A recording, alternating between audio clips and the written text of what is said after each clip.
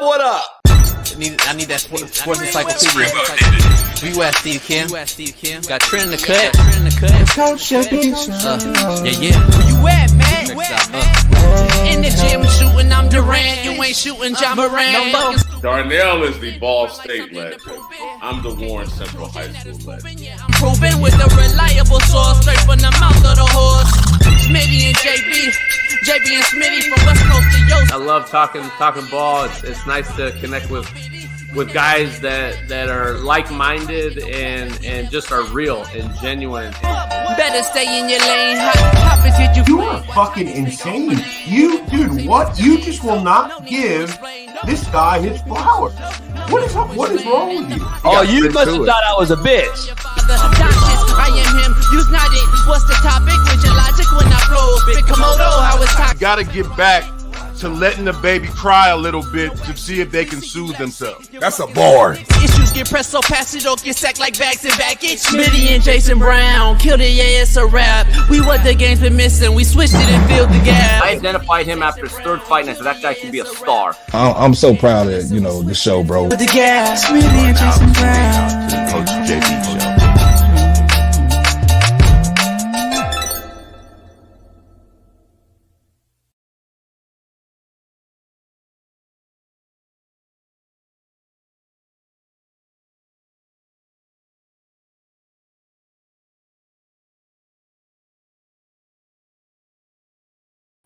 What up?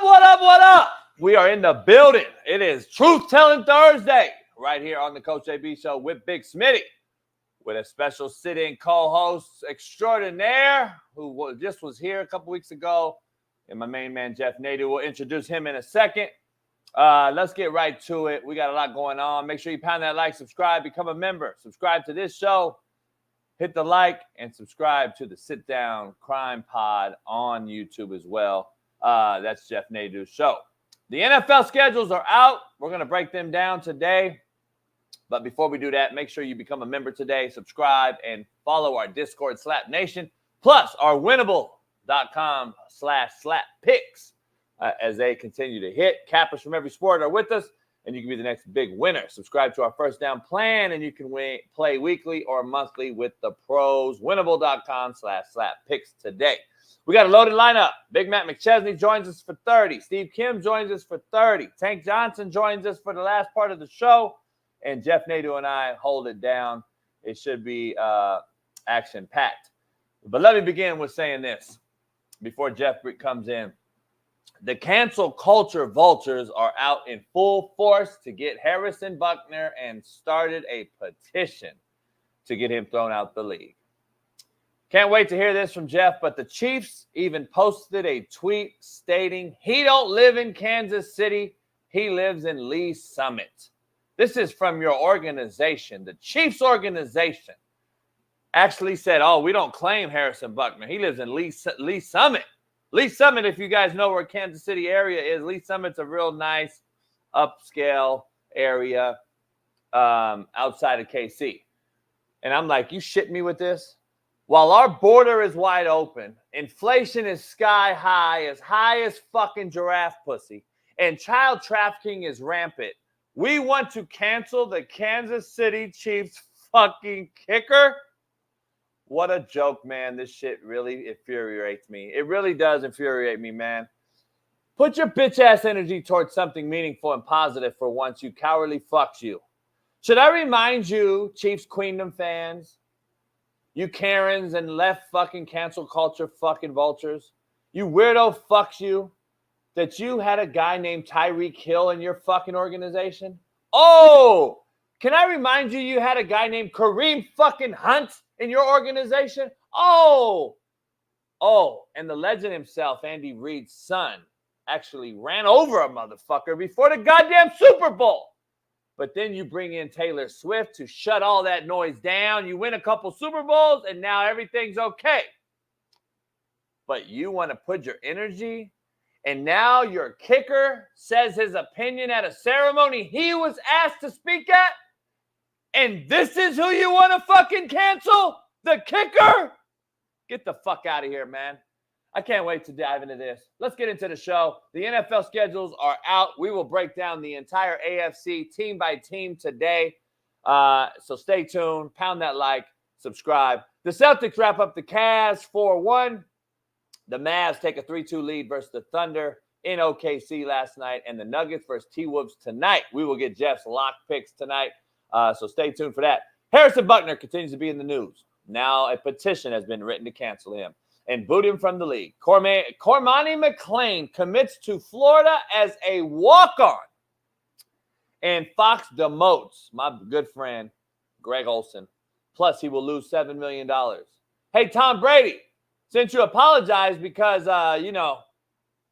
you didn't want to take the $20 million, you should pay his $7 million that he's about to lose as being the number 2 now at Fox, since you still feel so fucking bad for taking the $20 million from Netflix and apologizing to your cheating whore wife and your fucking kids that are getting bullied now because of roast on Netflix. Get the fuck out of here. Aaron Rodgers goes on Tucker Carlson to say Pat Tillman's journal and belongings were confiscated. And Adam Schefter and Dan Orlovsky get into it over T. Higgins getting paid while being hurt or not. We're going to dive into that. I got my own take. But before we begin, my special co-host and host of the Sit Down Crime Pod on YouTube, former Barstool sports betting legend, Lancaster's very own, welcome in Jeff Nadu. Clap it up. What up, Coach? How are you? What's up, What up, everybody? Jeff? Appreciate you joining me again, man. This is the fans love you. We love you. Appreciate you joining us for a couple days here to wrap the week up as I transition into the studio. I got to go hire some cats to move this big fucking 600-pound TV and get it into the studio from the lounge here and take it about 2 hours away. But I don't know. I might have to go hire some of my boys. We call them Mexicans in L.A., Smitty's going to find out who they are today as he travels across the border. You show videos all the time. I try to tell Smitty not to scare Smitty, but I'm like, Smitty, you do know that it's very, very hostile right now over there. I just want you to be clear. Even though you're going to a resort, and then Tank Johnson was like, are you caravanning? Are you going solo? And we're kind of fucking with him, but at the same time, it's like, no, you go in a caravan is what they say to do. You go like all these, there's all these things. And we're like, be careful over there, dog. It's still Mexico. And even though a good friend of mine's in the chat right now who is from there, and he's a football coach and a comedian, Cisco, he's from there. And he's like, hey, Mexico's turning really, really white because a lot of money's going in there in these resort areas. But remember, that's why the cartel is pissed off, jealous, and envious because they don't like that shit. And they will fucking peel your cat back, as you saw the Australian gentleman who was found a couple weeks ago. Yeah, and now they're saying his girlfriend kind of set him up, maybe. It's a crazy deal. Well, the girlfriend of the guy that did it set them up. Oh, the girlfriend of the guy who did it. We're also starting to find out that there's more cartel connection to it than anything. So, yeah, listen, I've said before, I do not recommend driving into Mexico. Look, if you fly to Lake Cancun, I think you'd be all right. That's what he's doing. Yeah, I think you'd be fine. But yeah, just be careful. But yeah, I wouldn't go to Mexico. That's just my opinion, though. Yeah, it's interesting. Before we get started, let's get to the quote of the day, brought to you by BetOnline.ag. What up, man? The real Coach JB here for the Coach JB Show with Big Smitty. We got a proud new sponsor, of course, for the second part of the year, and that's BetOnline. Continue to be your number one source for all basketball wagering needs, including pro and college hoops throughout the year. March Madness is here. Join us every Monday and Friday with Jeff Nadu as we will pick them and up-to-minute odds, stats, and trends. You can follow your favorite team's path to the playoffs with in-game live betting, contests, and all the best player props. Experience the world's best wagering platform anytime from your desktop to your mobile device. Head on over to BetOnline today. Become part of the team and remember to use promo code BELIEVE, BLEAV, for 50% off plus welcome bonus on your first deposit. BetOnline, where the game starts. Peace. Quote of the day. All right, let's dive into it. Yeah, please do send super chats if Smitty does get gaffled up there. But we're knock on wood that don't happen. Poll question. Quote of the day. Life's under no obligation to give us what we expect. I think Jeff lives by that same take. He talks about this quite often without even actually saying it. If you watch Jeff's shows, life's under no fucking obligation to give any of you anything you think you deserve or expect. I'm just telling you. Sorry to tell you that and break you the hard news, but that's just the truth. Contrary to belief, brought to you by Prize Picks. Head on over there and use the promo code Coach JB. Sometimes you will never know the value of a moment until it becomes a memory. Contrary to belief. Sometimes it's too late, dog, and you go like, fuck, man, I wish I would have. Well, stop wishing and start doing. Poll question.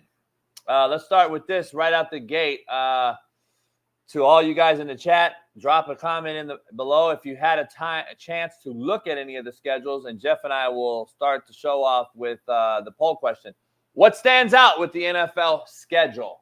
If you've noticed, we got it here for you, Jeff. For all you in the comments, drop your comments down below. I've seen some people already talking about easiest and hardest and all this old shit. In the NFL, I do not believe easiest and hardest. But I want to ask you, Jeff, do you look at easiest and hardest when it comes to betting and the line during the season? We're 16 weekends away. Do you think like, all right, this team – because the NFL, man, I'm just contrary to belief. There's no easy fucking games. I don't give a fuck what team they are. They get paid on the 1st and 15th. They're all professionals. Remember, there's 53 college All-Americans on every NFL team. People don't understand when they say, oh, Alabama could have beat the Cleveland Browns a few years ago. Shut the fuck up. No, they couldn't. They would have got beat by 70. There's 2 All-Americans on Alabama. There's 53 on the Browns. So I want to be clear. That's the difference. It's galaxies away. It's not worlds apart. It's galaxies apart. And not only from coaching, from playing. Do you look at any of that as far as, oh, their easy schedule? This is hard when you bet? I don't say I do. Not much when it comes to the pros. Pro gambling and college sports betting is way different, at least as far as I'm concerned. I think it means a lot more in college. But no, I think maybe in the middle of the season, you look at just kind of how a team's playing. You know, maybe the team you don't expect to be good is good. You look a little bit at their schedule. I think the AFC North obviously got a rough deal. You know, 3 of their 4 teams have the toughest schedule in the league. I will say as well, it might not seem like it. Philadelphia Eagles, 21st toughest schedule. However, you look at the first 4 weeks of the season for the Eagles, 3 of the games are on the road. 1 of them is in Brazil, and then you get the bye in week 5. I think it'll help initially, the bye, but that means they got to play, 13 straight games, then possibly a playoff run without a bye. I think the Eagles, listen, I looked at the schedule and it seemed like, do they have any home games this year? A lot of road games for the Eagles, it seems like, especially early. So that's tough. But the AFC North, I think, again, Cleveland, Baltimore, and Pittsburgh, 3 toughest schedules in the league. Do you look at can you break down the Brazil game? So I want to get your take on Brazil, because a few months ago Brazil was an absolute fucking shithole. It was people were being told from America not even to travel there. Oh, it still is. And now we're gonna go over there. Is that a risk for the NFL? Well, are they running around? Are they fucking running around just? I mean, is it that bad, or what's going on over there? Yeah, I mean, I believe they're still level 2 as far as travel, which isn't, a worry, but I guess I try to understand the point of this. I know the goal is to grow the game, but look, the world sport is soccer, the real football. Look, compared to like England or Germany, yeah, I think it's probably pretty dangerous. But then again, this is the league that goes to Mexico City as well. Brazil is definitely very poor, but it's a huge country, right? In the end, Sao Paulo's huge. It's definitely tough too. I mean, that's a long trip. Look, we know the NFL; they don't exactly travel and like coach or anything, but that's a tough trip to make early. Obviously, its elevation's higher. No, I think it'll be fine from a standpoint of that. Street crime will be a problem, but I mean, how many people are actually going to go there from America? Do you think that? I mean, that's more or less going to be a lot of South Americans, transplants. South America does have a lot of like European transports. Like a lot of people will move down there, whether it's Germany or Italy or wherever. So, and them in Mexico love American football. They love it. Yeah. I got a huge Brazilian fan base. I got tons of DM from Brazil. They fucking love me. I love their women. Makes sense then, I guess. Yeah, a lot of their women have AIDS, though. Let me dive into something. I want to break down the Christmas games, which is very interesting. Bailey, I don't know if you could find the uptick in charges that the NFL is about to charge all of us with sitting at home. I just want to be clear on you. To watch an NFL game next year, you're going to need Netflix. You're going to need Hulu. You're going to need fucking Prime. You're going to need fucking the CW. You're going to need fucking everybody. You're going to need every streaming device there's possible. And I saw something with NFL Red Zone. If you do purchase it, if you're an NFL Red Zone purchaser, you will pay somewhere around $900 next year if you don't want to miss a game. Because you have to have every streaming device plus NFL package or Red Zone. I'm trying to find out. And then you got Netflix. So the Christmas game day, the day games have been scheduled already, and they're all on Netflix. Are you shocked with that or not? No, I'm never shocked with this league and what they'll do. It just makes it abundantly harder for people to do this sort of thing and watch these games. You know, it's a long way away from you could just expect every game was on Fox or CBS and that was it. I know me personally, you know, I don't know. I'm not going to go out of my way to find it. I mean, if it's on, it's on. But that's a shame. You know, everything now is a subscription, right? You have to pay for – I get to know it's still cheaper than cable, isn't it? I mean, at some point you're going to have to realize maybe cable – look, I still have cable. I like the convenience of it. But it's a shame. A lot of people can't afford this to begin with. Yeah, I got rid of cable. It was way overpriced for me. And then I got 12 TVs, and they won't allow me to have a box for each one. They want like $1,400 to send me a fucking box to go to all the TVs. So I got YouTube TV, and now all my TVs can be on at the same time, different channels. So I like the YouTube part of it, YouTube TV part of it, because they have Red Zone now. So that when they got that, YouTube TV got that, it was a no-brainer for me. So I got rid of cable, and I was paying like $260 a month for fucking Dish or whatever I had, and I went to this, and it's like $80 a month, and then you pay the $300 for fucking Red Zone or whatever. So I don't know, but now they're going to add everything. I already have Netflix, I already got Prime, so I mean, I guess. It can't happen to worse companies. Cable companies are the worst. You know, whether it's Comcast or whoever. You know, and look, at the end of the day, you can complain all you want with these streaming services. I will say though, I don't mind the Netflix and one or two others, but I remember last year we had to pay for Peacock or whatever. Oh yeah, that's the one. That's the one right there. Peacock is the one that pisses me off because that's I don't even know what even is that. Yeah, exactly. That's the one I didn't have, and I'm like, who the fuck is Peacock? I got to get another goddamn thing. There was like a random college basketball game. It was like Purdue and someone else. It was like a big game, and I turned on Big Ten Network or wherever I thought it would be on, and it's on Peacock, which I didn't even know what that was. What even is that? It's NBC. It's NBC. I know that. Oh, right. It's an NBC-owned company. But yeah. Here's what I'd recommend. I'll recommend it, but I won't actually recommend it. Go out and get one of those, you can get them in the hood, those sticks, and you can watch everything. Yes. Yes. A guest of this show, without saying his name, has a very, very the top of the top one, and we can talk to him about it after the show. It's interesting. There's a lot to talk about. We got 3 main guests on today, but 2 hours of the show will be guests, so we'll intertwine all this. But let's get into everything other than the schedule, and then we'll get to the schedule since it's going to be the bulk of the show. The Celtics wrap up the Cavs last night. Nobody thought, I don't think anyone's shocked. The shock part was to me, and this is what I look outside looking in. The Celtics have no killer in them. There's just no dog in them. They have no killer in them. If Tatum's having a good game, Jaylen Brown it's like impossible for him to have a good game.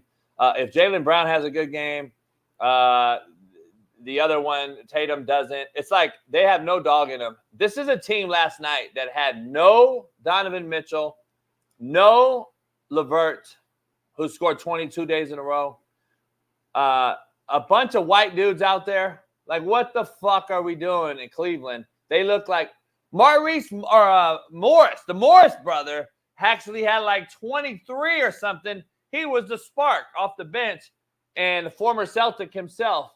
No Porzingis, like I have said. He's always hurt in playoffs. Can this team win without Porzingis? Because you've been high on the Celtics all year long. I have not been. I think they had the best record and all that. That's fine and dandy. But this is like, I actually agree with Draymond Green for once last night on TNT as he filled in with Shaq and them. Nobody cares about them going to the NFC East Finals. I mean, the NFC, the Eastern Conference Finals anymore, because this is 6 years out of 8. Nobody gives a fuck anymore. You haven't won it. So when are they going to win the thing, especially in a bad East? So you could just think about this. Go through a injury-riddled Cavaliers team that just got through. And now you may be facing a Knicks team, Jeff, that is beat up even worse. So they can't have an easier way. Now, can you beat Denver? Can you beat – I think that's where it's going to be. That's what's going to be an issue. I don't think it'll be an issue in the East because, the Knicks are Pacers. They'll beat. And I think at the end of the day, they knew they didn't have to play 100% last night. They were going to win regardless. I think it's more of a disgrace that Donovan Mitchell – look, I remember when I'm a kid, JB. I know you remember this too. You'd have to pry some of these injured guys off the court. Hey, you're injured. You shouldn't play. I don't care. It's the playoffs. This guy, Donovan Mitchell, just mails it in. It's a joke. What are we doing here? I said it yesterday, dog. I said he won't play. See, everybody thought yesterday, Matt and Smitty were like, well, he won't play. He means he's really hurt. I said, no, he won't play because he knows the series is over and he doesn't want to look like a fucking loser. He's going to use that as an excuse. I said, that's the reason he won't play last night. And I think that's what he did. Brunson, to me, has worse injuries than Mitchell, and it's dropping 40 a night. It's just the will of a player, man. How bad do they want to play? And that's why a guy like Jalen Brunson continues to accentuate his game, continues to have legendary-like status. The other night, he couldn't miss. That was the one loser I had in a long time in the NBA. He just couldn't miss. And that's how you continue to gain steam as a legend. What a joke, Donovan Mitchell. Here's the thing about it, too. Donovan Mitchell's in a free agent year. And while he's sitting out games, the number one thing about Donovan Mitchell is he's going to be a Laker or he's going to go with it. Like, what happened to the fucking loyalty of brotherhood that you are there with the team that you are on and you have an opportunity to play the team, the Celtics, and in a series that you had a chance to tie in Cleveland in front of your home fan base, you sit out because of a calf strain. Now, listen, maybe you don't dunk on people. Maybe you don't drive this as much. But you being out there, and still, I'm pretty positive you could be 70% or more. Being out there helps out not only with rotation, depth, and it worries the Celtics that he's out there. So why would you not go out there? I just think it's such bitch-made shit, man. I can't stand the new era of athletes. And I'll predict to you what will happen. I know this story all too well. He is not loyal. He's a hack. He will go to the Philadelphia 76ers, another person that will not work here. I can see all this. They feel like, you put him alongside Maxey and Embiid, it'd be perfect. Another clown. Watch. By the way, can we put this clip in? Bailey's got it. Listen to this nonsense. It's our boy Jack Mack, who I love, but I mean, is this serious? So pause this for a quick second. It's a game where they put someone on the screen, and the guy is Shai Gilgeous-Alexander, and they stay silent until a player on the screen is better than Shai Gilgeous. You follow? So they stay silent until someone's better. Right. So Shai Gilgeous is shown first. They then show a bunch of players. Yeah. And until they think it's better, they don't say anything. None of them think Derrick Rose is better. Only one of them thought Iverson. Listen to Jack Mack. Obviously not right now, but prime Allen Iverson. I'm taking Shai every time. Give me one more. What? Shai Gilgeous-Alexander over Allen Iverson? I got to call Jack Mack, dog. That's Come on, man. Crazy. I got to text him right now, actually, and tell that motherfucker to come on here right now. Are you kidding me with that act? You shitting me? I saw that. I couldn't believe it. You can't beat a goddamn shitty ass fucking hobbled Luka at home, and you could fucking put him on the Allen Iverson side. See, shit like that actually rubs me the wrong way when we talk about legends, because these young cats have no clue actually what they went through or who they played against. Like Shai Alexander's not playing against no fucking killers that will rip your face off. Shaq was playing against he was playing against Shaq. AI, Shaq, Tim Duncan. I mean, it's insane. Come on, man. Derrick Rose in his prime was a killer as well. MVP. I mean, I don't know. We're going to say that for Matt on the Clemson side. That's insane. All right, let's dive into the Mavs. The Mavs lock up. They take a 3-2 lead going back to Dallas. I thought the Thunder were uninspirational. I thought they were uninspired. I thought they were lackluster. I thought that the more I watch the NBA, Jeff, I'm going to be honest with you, as an old school basketball head, I'm used to watching coaches coach basketball, and a former coach and a player of another sport looking at it like, damn, there's actually some coaching going on. I like what I see. I'm seeing things being designed and then being ran. Once the design happens from the coach, it's actually being ran by the team. That's no longer this NBA, dog. And I'm starting to hear Shaq and Barkley and them say it, and I'm seeing it.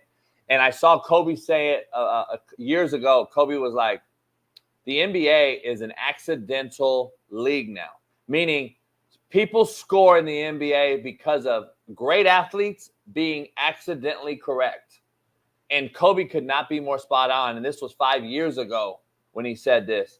I agree 100% in Kobe Bryant and what he said. And that what he said is, context is, you no longer run sets. You no longer get the ball and rotate it through the ball. Everything's on the perimeter, if you notice. Guys sit around on the perimeter for 20 fucking seconds, and another guy's going one-on-one. If he don't score, the next guy gets a chance the next time down. They do not run sets. Boston's probably the worst offense of set runner in the league remaining.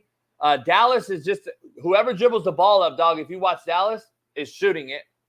Like, it's fucking bad. The Denver Nuggets are the only team that I can see Malone gives them something. They actually run it. They actually try to run it. These other guys get it and like, all right, whatever, Jason Kidd. Get the ball to Luka. That motherfucker's running down the court, or Kyrie. They don't run no offensive sets no more, man. It's a fucking jump shot league, and it's accidental. It really is an accidental scoring league. It's like video games back in the day, NBA Jam. Motherfucker just gets hot, and guess what? He keeps scoring, and that motherfucker's just going to keep shooting. Like Miles the other day. They were trying to get him the ball because he hit 2 threes in a row for the Pacers. And then sure enough, he hit a third three. And then guess what? He guarantees taking the fourth shot because he's hit 3.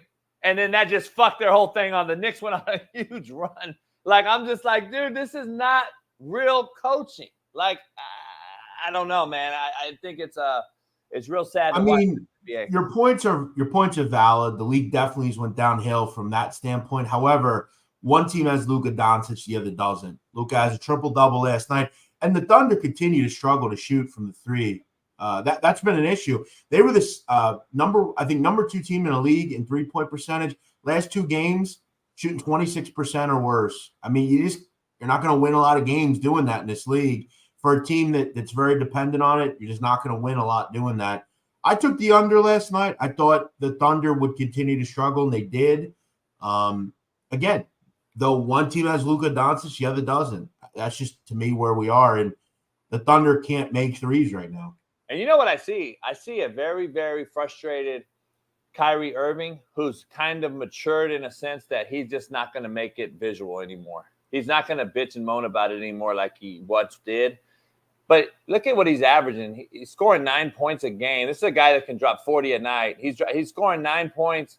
And he's not really in tune in this offense, in my opinion, because he feels, and I'm watching his body language, Luka gets the ball from the fucking inbound, and it's Luka's show.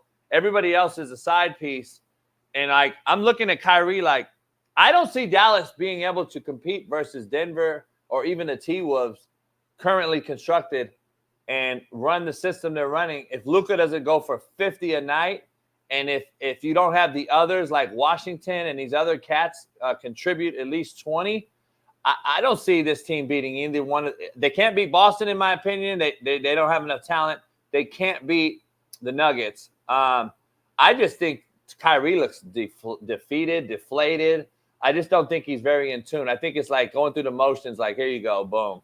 The last 2 games, he's been really, really out of the loop. I haven't seen Kyrie be an impactful player at all the last 2 games. They lose one of them when they're up in Dallas. This series could be over. They're up in Dallas by 10 in the 4th. Is it that Kyrie time, Jeff? As you've seen over the years, like this is a guy. It needed to used to be his time, but they have Luka now. Okay, look, he had 13 assists over the last 2 games. He doesn't need to be the star anymore. Okay, he has Luka Doncic. They have other players. Remember, Coach, and I don't know if you saw because it seems like you're telling us they didn't. They won last night by double digits, and they're winning this series, and they have the ability to close it out on Saturday. So I think at the end of the day, I think they're fine. I mean, he had 22 in game 3. He doesn't need to be the guy anymore. Yeah, that's the difference. The problem is, though, my point is they're not beating any top echelon team playing this way. But I think in the end, you got to take game by game. And look, I hate to tell you, and you know this, they weren't going to beat Miami a couple of years ago. They did. You know, stranger things have happened. We've seen the Nuggets struggle at times, and I'll get to my pick later or whenever we want to do that. But they're rolling right now, and you're right. They probably won't, but he does need to be a bit better. But he's not the guy anymore. Doesn't need to be the guy anymore. Yeah. There's rumors out there. Stephen A.'s dropping rumors out there that Bronny James may not even make it to get drafted by the Lakers because the Mavericks want to scoop him up. And if they do that, LeBron would follow. So you would have Luka, Kyrie, LeBron, and Bronny. I don't see that happening. I don't see LeBron taking his endorsement, his money, his marketing from L.A. I think he's in L.A. I think that they've given him full autonomy in L.A. I think J.J. Redick's going to be the next head coach. I think that's going to turn a lot of L.A. Laker fan base guys off. We're already talking in chats and shit on Facebook and Instagram. You see all these Laker fan bases going crazy. If they hire J.J. Redick, we're out. No more fans. No, we're not fans of the Lakers no more. Look, I'm not a J.J. Redick fan. I've actually come to despise this fuck. And early on, I liked him. Now he's become such a fucking annoying, enabled pussy. I can't even listen to the guy talk anymore. For him to get this Laker job, we had a poll question the other day. Can he actually be the guy to coach LeBron? Come on, man. LeBron's coaching. I like Byron Scott's take. He said, let LeBron be the fucking coach. He's coaching anyway. He's hiring coaches. He's firing coaches. Why not just be the coach? I don't know, man. J.J. Redick becomes the coach for the Lakers. I think the Lakers have made a mistake that's going to set them back 10-plus years, Jeff. This Laker organization is getting older in front of our face. 40-year-old LeBron is the face of the franchise. Just to get his son on the same team with him, it seems like a reach. And to get J.J. Redick, the Lakers hired Coach K yesterday, Jeff, as a consultant. That tells me they're hiring J.J. Redick, does it not? I mean, why would you hire this guy? I just don't see it. It's very disgruntled here in L.A. right now. I think, and one of your comments just makes a good point. Where's the ownership in all this? Like, where's the ownership died, Jeff? The ownership died. And we know died. Jeannie Buss has said, I know. It's all good, LeBron. It's your team. Do what you want. You know what she did? She hired. So this is what I think is happening. She hired a guy who was Kobe's best friend, former agent, GM, and Rob Pelinka. And now, in my opinion, Rob Pelinka is there as devastated still from the Kobe death. And now you have LeBron there. And I believe he's like, my hands are tied. I'm sitting back on this. Fucking take over, LeBron. Go ahead and do you. Like, he won't step in and say, I'm the GM, motherfucker. Like, I don't see it. I think he's like, when will we understand? And this is a tale as old as time. The kids of people never do the job the parents of people. So players, coaches, GM, never work. Owners, Even in regular life. You know, look at Jeannie Buss compared to Jerry Buss, right? Look at LeBron and LeBron's kid. I mean, the kids of people, I'm not saying you should never bring it, but they always take the easy route. This is always how it works. I mean, know why, though? Why is that, though, Jeff? To be honest, this is a good conversation, but they had it handed to him. I'll tell you why. The father had to earn that shit. These cats don't got to earn shit. Listen, I'm part of that. Okay, my father, worked his whole life. My dad came from nothing, but he made sure we didn't have to do that. Now, I decided to go a different way, but my family worked for my father. I'm not anymore because he's not here, but he built something and they took it over. I know all sorts of kids that do that, and they never have to struggle the same way. I mean, it's a tale as old as time. I got a story that I've never told to anybody live, but when I was 15, my dad taught me how to drive a stick shift before an automatic. I was 11 years old. This motherfucker put me in a diesel truck, fucking 18-wheeler, because he was a diesel mechanic and a truck driver when I was a baby. He taught me how to drive a stick first. So I took my driver's test in a stick shift. And he would motherfuck me every time I stalled that bitch trying to reverse it and parallel park it. He's motherfucking me if I stall it and I clutch it out and I fucking can't get it in a parallel, trying to fucking down, left, up, reverse. And he was just motherfucking me, right? He has a fucking tall can in his lap and fucking sitting there motherfucking me, right? So at 15, this motherfucker told me, if you ever open that door and look in that garage and see what's underneath that tarp, you will not get it. I'm like, all right. But it was a square box. He had a box frame around it, and then it was a tarp on top. So I really even couldn't get into it. So at 15 years old, he had me learn about everything there was to learn about a car. I had to learn how to change the brakes, the oil, understand how to take the measurements of everything, how to do everything from air filter, oil filter, change the oil, all these different things he taught me. Then he taught me how to drive that whole year. Then he taught me how and made me raise my own money to go get tires, rims. I had to get some new interior stuff that I didn't even know what I was doing. A year later, after I got my license, first I had to get the license in the stick shift car. He unraveled the thing, and it was a 68 Mustang, 289, 68 Mustang. And then for another year, him and I every weekend would fucking fix the dents, primered it, painted it. He knew all that shit, and he taught me all that shit. So the moral of the story is that the motherfucker made me earn that shit before I even knew what I was getting. He didn't just give me the car. Nowadays, we just give you the car fully done, ready to go. Here's the car keys. Go out, son. And then when something happens, fuck yeah. Look at the Jalen Carters of the world and these kids that are getting NIL deals, and we're just giving them the keys to $100,000, $300,000 cars. They don't know how to fucking drive yet. And these motherfuckers expect them not to go fucking run over somebody or get into a wreck. Look at this look at this Rashee Rice. By the way, it's crazy that we're trying to cancel Harrison Butker, but not Rashee Rice. And then I get all these race baiters in my DMs talking about, where's the shut up and dribble folks? And I go, what do you mean? Well, we told LeBron to shut up and dribble when he came out. I go, first of all, I didn't, number one. Number two is I really could give a fuck less about what LeBron said. And number three, guess what? You pick and choose when you want to say something. I'm always a truth teller. I don't give a fuck who tells it. If LeBron came out and said that shit, I would give a fuck. I said, hey, LeBron, good shit. But he didn't.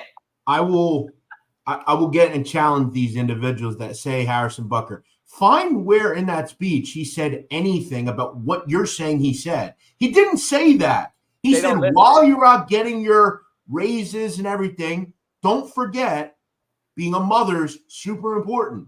Because remember, the same people that are telling you it's misogynistic, are the same ones.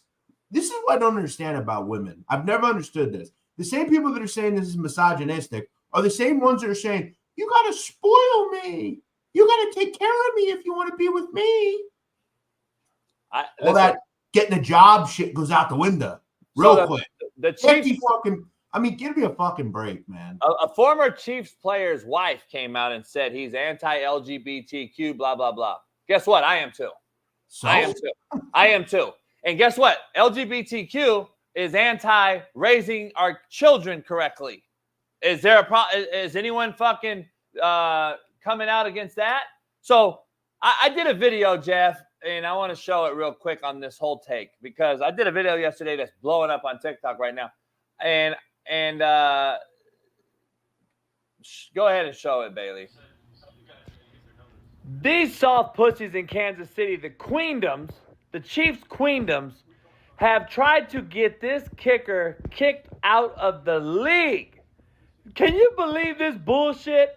But we got felons who hit women, who fucking assault women, who can sit there and continue to play in professional sports. But when this guy goes and uses his fucking freedom of speech, the right to have his freedom of speech, he goes out there and talks. And what's on his mind, his opinion, and tells the truth, by the way, all the fucking soft Karens now want to cancel him. Fuck you, cancel culture motherfuckers, man. You guys are the fucking worst thing ever. Stop fucking falling for everything and stand for something, America. God damn, you motherfuckers are soft. Jeff, I gotta be honest. When you're not, so here's a take I have because I think we have a huge misunderstanding what's going on. First of all, I love lesbians and I just miss straight up lesbians. I just want lesbians back because I think lesbians are the greatest thing on earth. I want them back. But anyway, that's a whole nother conversation. I want to be clear.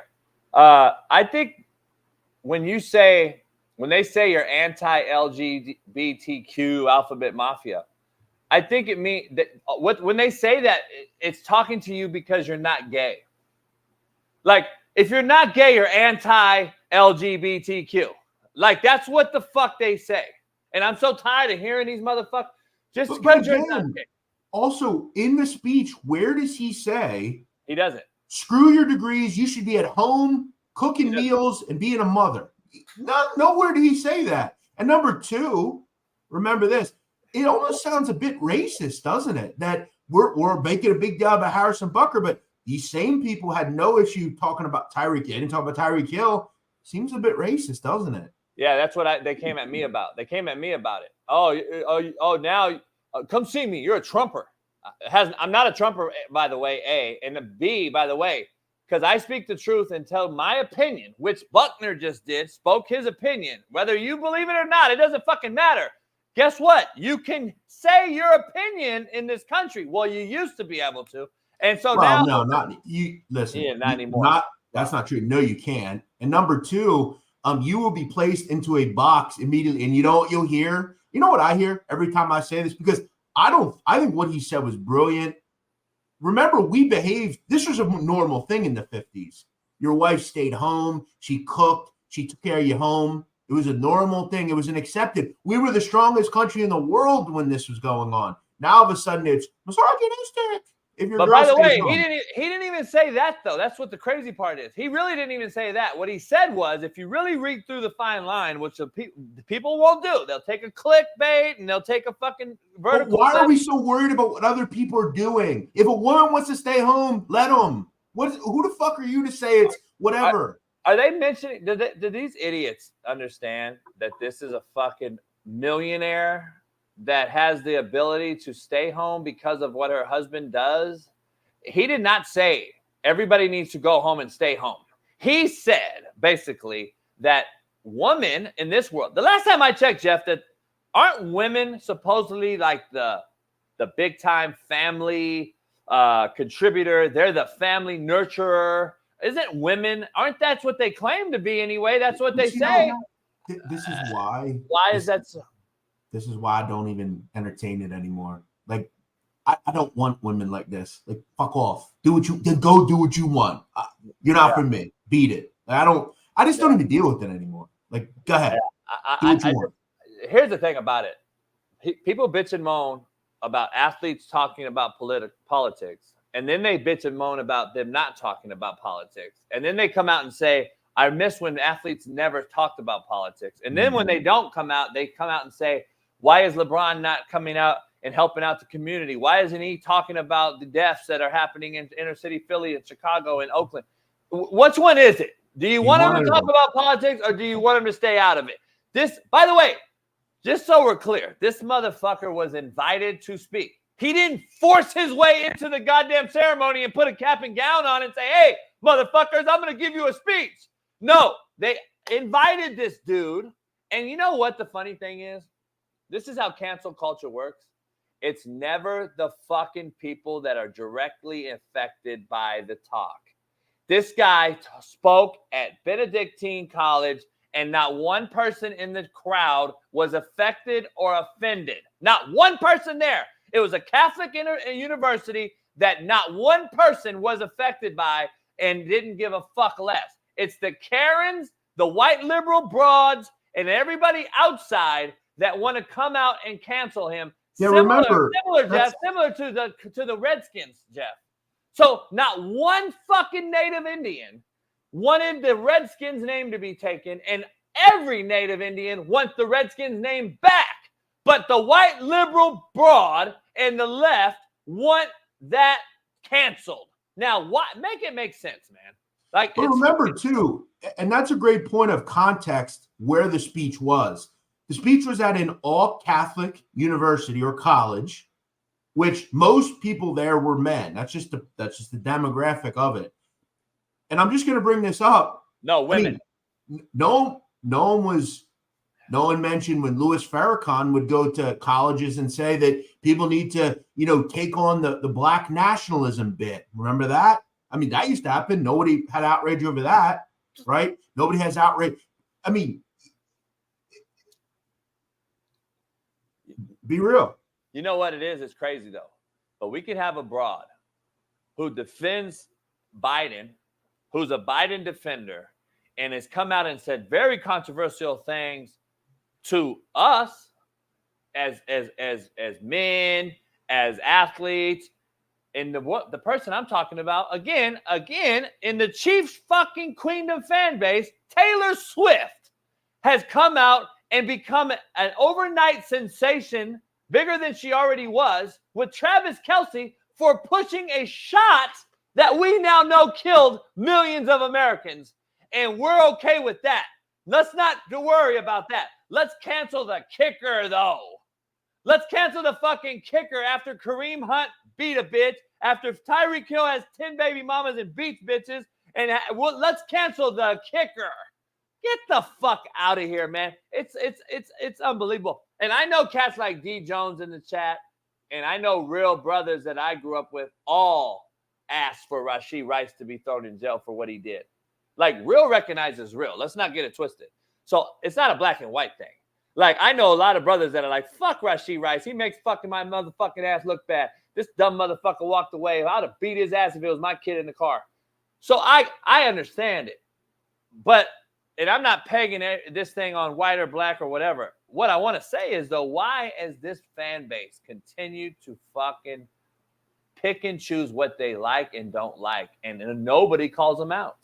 I'm trying to figure out why nobody calls this fucking fan base out, because they've won 2 Super Bowls, Jeff, in a row. We've talked about the hypocrisy of fans. They'll let anything happen. They'll let anything slide. As long as that guy goes out and catches the football this week and does a good job of it, I don't care what he does. I don't care if he beats his pregnant girlfriend. I don't care if he pushes someone into a path of an oncoming train. I don't care if he decapitates someone live on camera. As long as he catches footballs on Saturday or Sunday, I'm good. Let's reverse. Let's go back to what Butker actually said. Some of you may go on to lead successful careers in the world, but I would venture to guess majority of you are most excited about your marriage and children you will bring into the world. Nothing about that is anti-women. None of it. He's continuing to push the thought that a nuclear family is important because guess what? It is. And it has destroyed this country because we don't have that anymore. The truth of the matter is, if you have both parents in your life throughout your adolescence and teenage years, you are generally more successful. That's just a fact. Jeff, they want this to be a black and white thing. They want black and they want it to be a women and man thing. And they want blacks and whites to fight like they've been wanting them to fight forever. And this is why they do it. And the bottom line is, there's too many people that I know that move together that are black and white that could give a fuck less. It's what they push on us to make people hate each other more than they're. Now, there's pro-black and there's pro-white racist fuck. We have both sides of it, but there's very far and few between the good people that actually give a fuck less and just want to raise their kids and actually get along with folks and move around without having to keep her head on a fucking swivel and look around and see who's trying to rob my grandma, my mama, my sister, who's trying to fucking hit me over the head with a bat, what illegals we got coming in the country, that all this shit. Like, it's not black and white. We got a much bigger issue going on. But what I took away from Butker was this, and we'll move on. He's saying don't become part of the Joneses. Don't keep up with the Joneses. Just because the women now says, I don't want to eat at Cheesecake Factory and that I am the breadwinner, doesn't mean you have to work that way. There's still good nuclear families that can actually have a mother go home and work at home and stay at home and actually be a mother, and she still works fine. And what he's also telling you is, don't believe this status quo shit they're trying to feed you, this diabolical shit that you need to shake your ass on camera to have success. You can't just be a regular one. This is the problem with society. This is where, and it doesn't surprise me, but this is why, luckily, you have your house, I have mine. We can still keep the values that we want alive. And shame on any of you, because nowhere did he say any of the shit you're saying, but. And they're trying to take it away from us, even that part. I'm just telling you right now. If you haven't noticed what's happening, there's a lot going on. Like I will continue to say this. The biggest detriment to civilized society today is Western ideology. It has destroyed this country. And remember, this is why countries are flourishing in the East, because they have declined our way of life because it sucks and it will never work. It has destroyed the fabric of this country and others in the West, and it's an extreme problem. That's why none of the rest of the world accept this shit. Look at the countries that accept Western society. They're shit shows. What happened is it's been that way because we're dictators, contrary to belief. Let's keep it real. This government has been dictatorship. We want to talk about that we're not. We are. We've been dictators for a long time. If we weren't dictators, we wouldn't control and have bases in everyone else's countries. Like, let's just be honest. We are king on the hill. It's been that way. And now I believe social media has just made this Western the fall of the West has been magnified because of what social media has done, which I think is our government's worst nightmare, social media, because eventually something's going to leak out against our government that's going to show. That's why they're trying to cancel TikTok, in my opinion. TikTok, whatever you want to believe about it, how bad it is, it's Chinese, whatever you want to say, there's a lot of truth coming out on TikTok that they do not want out there. From health, remedies, all these different things that are true, that I know for it to be a fact, they do not want out there, dog. It goes against pharmaceutical billions and trillions of dollars because we can't sell medicine to heal you when you can go out in the back and get a fucking wild fucking flower to heal you for free. They don't want that. They want your money. It's all about fucking money, and it's crippling us, and that just is what it is. Before Matt comes on in about 5, let's take a quick break because I want to dive into a few things with you. And it's crazy that we're talking about this shit. Just remember, this government will try to tell you that TikTok is about national security. I know. Yet thousands of people pour into this country undocumented every day. Can I give you a break? Don't say a word. Real quick before we fucking take a break? Just so we're clear. Montana and Wyoming are starting to stop Chinese from buying up all the property, especially near our fucking silos. Too late. Yeah, it is. It's too late. Here's the thing, though. Chinese out here in California are literally buying up property like wildfire. It's spreading like wildfire. My buddy had a guy knock on his door the other day, and his house was worth $600K. Two Chinese dudes walk up in suits and said, "Hey, we'll give you $800,000 cash right now." 2 Chinese dudes. And my buddy was like, "Well, my house worth $600,000," and his brain's like $800,000, $200,000 over. They are buying up fucking everything, and our government's allowing it. How many things you think we can go to China and buy as Americans? You think we can go buy property in fucking China? You think we can go over to China and buy property right now? Why is our government allowing it? Do you know what they're also allowing that no one wants to talk about? Las Vegas, Nevada, everyone's favorite vacation spot, are building homes to rent, homie. You cannot buy the homes they're building. You can only rent them. Guess who's buying the fucking lots? Chinese. Chinese are buying the land. They're building homes, real homes, like my home, your home, nice homes, and you cannot buy them. The signs say, instead of saying open house, new homes, it says homes for rent. And they're still like, come tour our homes for rent. What? So corporate America, which is Chinese, are buying up all this land everywhere, building on it, and now renting it to our people. They're taking over from inside out. And I can't wait to dive into this. But let's take a 3-minute break, and we'll be right back, Jeff. I'm going to get me a coffee and a piss, and we'll be right back on the other side.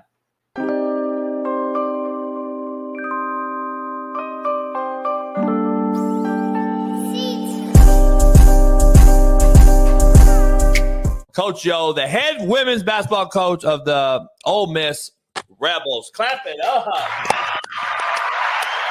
What up, Coach? Nice to meet you, Coach.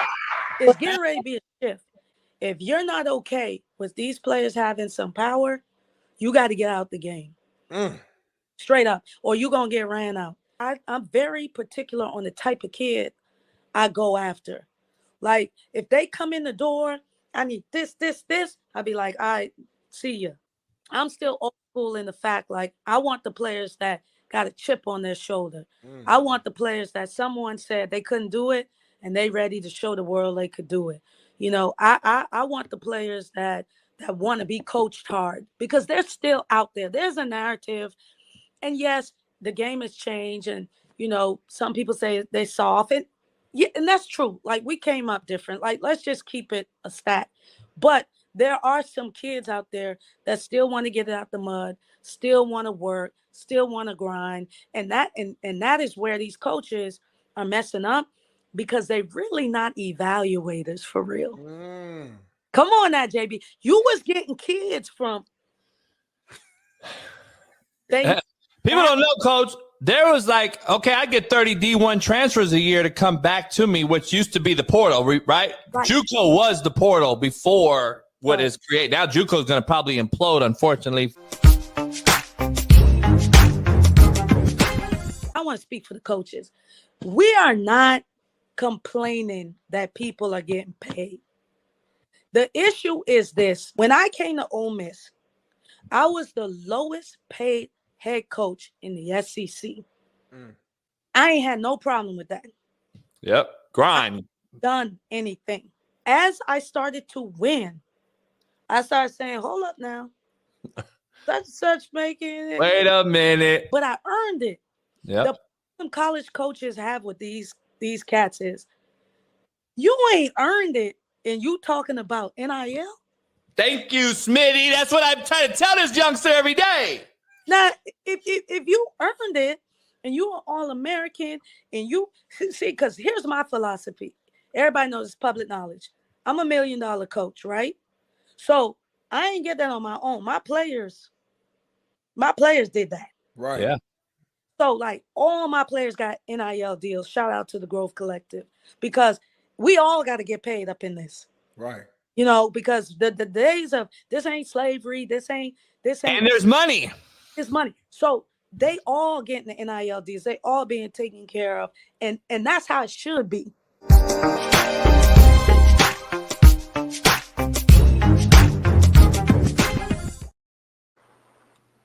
All right, Jeff, we're back. Whoo, shit. This is crazy, Jeff. We got a special guest on for the next few minutes. The owner of 6-0 Academy, the body bag, who Nebraska and everyone in the country, the Denver Broncos, and everybody's using and buying. A great tool. If you're a coach, go get it. The operator of 6-0 and 0 to 60 pod, Big Matt McChesney. Welcome, Matt, in. Matt, what up, Matt? What's good, boys? How are you? Man, hanging in there. Let's dive into this NFL thing right away. But I want to get your take on this Harrison Butker thing. They're trying to cancel him. They created a fucking petition to cancel this dude, bro. It's kind of getting crazy out here. You can hit a bitch, Matt. You can hit a bitch, but you can't speak your mind. And this is here's the irony of this story, Matt, that I led the show off with. The irony is, you all right? You headbutt somebody? I actually did headbutt somebody. That is correct. You are correct, JB. How did you guess that first? Because I know when you headbutt people. I've done it. Let me tell you what it is. Let me guess what it is. How the fuck did you guess that? Bro, come on. I actually did headbutt someone. Yes, you are correct. This ain't my first fucking barbecue. What the fuck is going on here? Because I used to have them all the time when I headbutt fuckers in the helmet to get them motivated. And so I used to get the same nod. So you either headbutt a guy to help, like a player on the sideline, hey, motherfucker. Or that's what I did. I already know. That's what I'm saying. Yeah, we were in pass rush, and I didn't like the intensity, and the kid walked up, and I was like, what the fuck? And I kind of butted him, and he butted me, and it was like, and I was like, and we went back to work. It was pretty cool. Did they sign a petition to cancel you? No, we hugged it out, and then went back to work because we're like you mean like real football players? Yeah. Like hey, so look, I got this take on this thing. Now, what did he do? Like right. This Jeff, can you explain, Jeff? Jeff, explain. I know what he said, but he's super religious. This is just what he believes, isn't it? Well, he actually really didn't do that much when we really look at it. He essentially addressed many different issues, and he made a comment that some of you may go on to lead successful careers in the world when speaking to women, but I would venture to guess that the majority of you are most excited about your marriage and the children you will bring into this world, to which they immediately said, oh my God, he doesn't want any women working. He wants them in the kitchen. And then it became a big discriminatory remark thing. Yeah. Hey, Matt, here's the irony. Are these fucking people serious with this shit still? I mean, come on, man. What the fuck? The irony of this, Matt, is this. This is a Chiefs Queendom fan base that has had Andy Reid, the legendary coach himself, son, almost kill a person before the Super Bowl. Tyreek kills 10 baby mamas and hit several broads. You got Kareem Hunt, by the way, that was there when he hit a bitch. You got I can keep going on and on and on about this Chiefs Queendom fan base, by the way. And then you fixed it all by getting Taylor Swift involved, and it all went away. So, do you remember? I hate to bring this up, but do you remember the linebacker Javon Bleacher who killed his wife and then killed himself in the fucking in the goddamn parking lot? In the parking lot. In the parking lot. Yes. I didn't do that. I'm just bringing up something that happened. Sorry. Hey, Matt, but don't worry about that. Let's go after the fucking kicker. Out of all those people, we'll go after the kicker to get him canceled. Hunter. By the way, they signed 30,000 fucking signatures for this guy to be kicked out of the league. And then their chief, the city of Kansas City, dropped a tweet and said, oh, just a reminder, Harrison Butker lives in city of Lee Summit, not even in Kansas City. They're putting his fucking name and his address out there? Not his address, but this is the city of Kansas City. No, he did get doxxed, though, and his wife and his mother and everything. Look. They got what? He got doxxed, like where he lives. Oh, I'm sure. But look, man, I'm just the same people. This is what I'm struggling with. First of all, let me make this clear. I am a godless, heathen, fucking atheist. I think all of it is a bedtime story. So both sides, you're both fucking cuckoo. 2, the same people that are mad at Harrison right now for what he said Not all of them, but I'd imagine a great deal because it is the left, right? I'm so glad I can't see left. I've never been more happy to be blind in my left eye and not be able to see left than I am right now. So I'm so glad I can't see left. It's awesome. I just made a joke out of that. If y'all don't get it, I'm saying this. The same people that are on these college campuses, not all of them, but I'm sure some of the parents that are supporting it, like LGBTQ alphabet people that are out here waving a Palestinian flag, are the same ones mad at Harrison right now. Like, dog, I'm sorry, but you got to pick one. It's not just like the left doesn't mean you're neutral on everything and everyone loves you and we all agree. I'm over this shit. Everything offends everyone all the fucking time. This is what he was saying at his congregation. Everybody's cheering for it. There are a lot of conservative people that feel this way, that there's a lot of people that like the housewife is still the most important person in the family. I used to believe that when I was still married.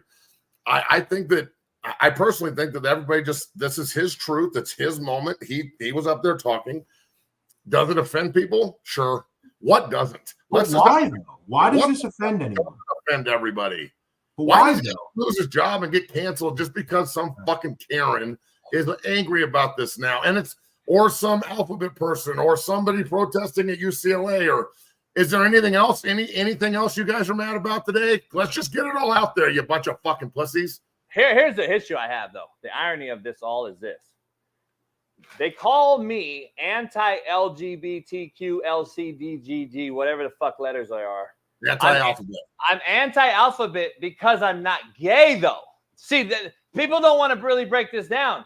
Just because I'm not gay doesn't mean I'm anti-anything. It just means that, and when they called him anti-LGBTQ yesterday, by the way, a former Chiefs player's wife called him that.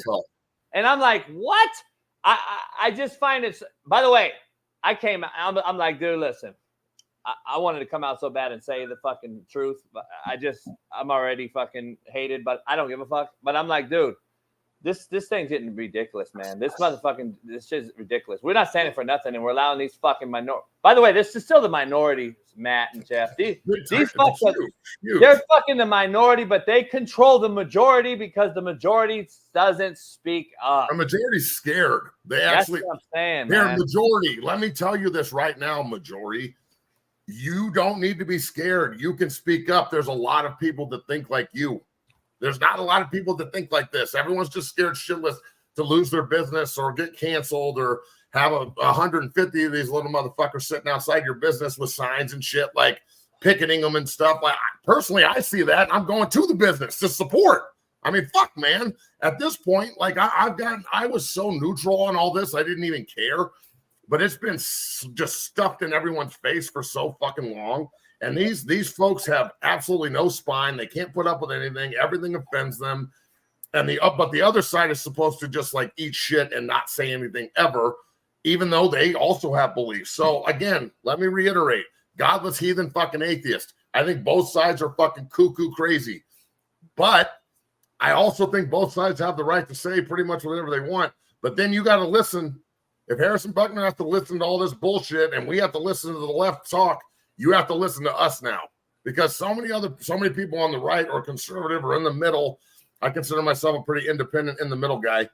A lot of people have just been shut up and not saying anything since 2020 and COVID and Black Lives Matter and all the riots and fucking everybody out there out there protesting. So here's the thing about it though, man, and we'll move on. We'll move on to some football, but I got to ask you, and Jeff dives into this a lot. They're okay with you castrating a little boy, though, and gender change, and they're okay with preaching that in schools. They're okay with the Hooters having these made-up humans show up to Hooters and dance for your fucking 6-year-old kids. They're okay with that shit, but if you come out and talk about Catholicism at a Catholic university and speak what the Catholic word is, you're fucked. That's what the fucking shit to me is like. Everyone, please go vote, and don't vote for Biden, please, God. Also, remember too, I don't know if you saw this, JB. Did you see that kid, 10 years old, killed himself? Yeah. Because he's being bullied? From being bullied, and the parents couldn't do anything about it. Yeah. The parents were getting shit for speaking up for their own kid. And remember, and this is the sad part, if the young child, let's say he thought he was a girl instead of a boy, they'd have given him all the bull, they'd have stuck up, they'd have did something about it. Yep. It's a shame. Yeah, it's fucking a shame. I know. It's a crazy world we live in, bro. And it's getting crazier. And if we don't put our foot down, we're going to lose it. Yeah, it is. That's right. All right, let's dive into some college football first. And I wanted to show you something that came out. Dabo Swinney came out on the show yesterday and basically said it wasn't really necessarily like a intentional thing. There's a couple guys we looked at, but they got to love you too. But it also tells us you like where you're at and you like that's what people, that's the other part of it. And honestly, every player is technically a transfer. We just signed a whole class of guys transferring from high school. So we like our guys. We like our starters. We look at every position and we say, okay, you've got, Coach Reed, you're going to get, 2 corners. Do you want to trade? No, sir. I like my guys. Here's the guys in recruiting. And, there's a lot that goes into it. But we had 127 players go through spring, and 125 are still on our roster post-portal. So maybe we should get like a trophy. And, oh, by the way, we don't have many guys leave without a degree. We just had the highest graduation success rate. Like, you asked me that, and we're a part of that group, but we had the highest graduation success rate in all of college football, and the highest, I think, in the Power 5 in the last 20 years. So he didn't get. Basically, he said he didn't get in the portal, and he only got high school kids. Shaun King came out on the show on Monday and was like, Dabo is unfortunately turning very old in front of our very eyes because he hasn't kept up with the Joneses. The problem is, we would all sit up here and respect it if he won the last few years. Listen, he's won 2 titles, but he hasn't done much. Even though he's winning 9 games and all that, he hasn't done much, Matt, since the portal because he refuses to buy into the new age, right? Is that fair? I can't sit here and say Dabo Swinney hasn't done much. I mean, at one point from 2013 to 2022, they were 63-1 at home. So, no, I'm saying since this new era. I'm talking about.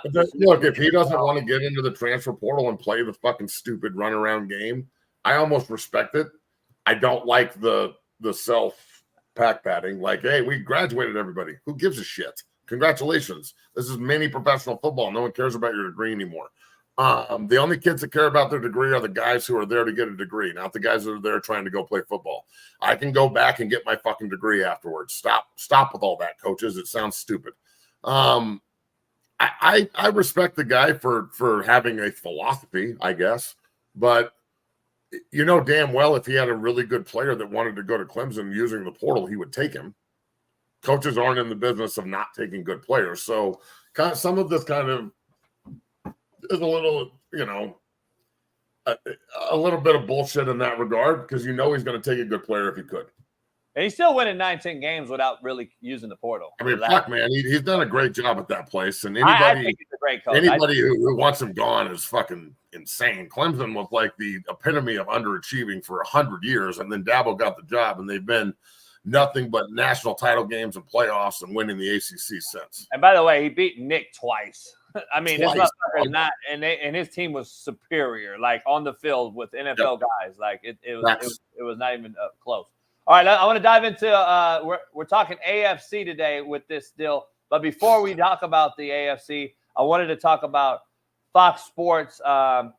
Since Smitty's not here, Tom Brady basically just knocked Greg Olsen down to the number 2 broadcasting team. It is the business. It is what it is. I thought Greg's the best of the best. I know Greg well. I coach his brother, Kevin. I think Greg's the best of the best. He started in the XFL during COVID, did a great job. NFL saw it, paid him handsomely. He did a hell of a job last year as the number 1. He told me in Vegas just during the Super Bowl that he would love to call the Super Bowl. That's his goal in this business.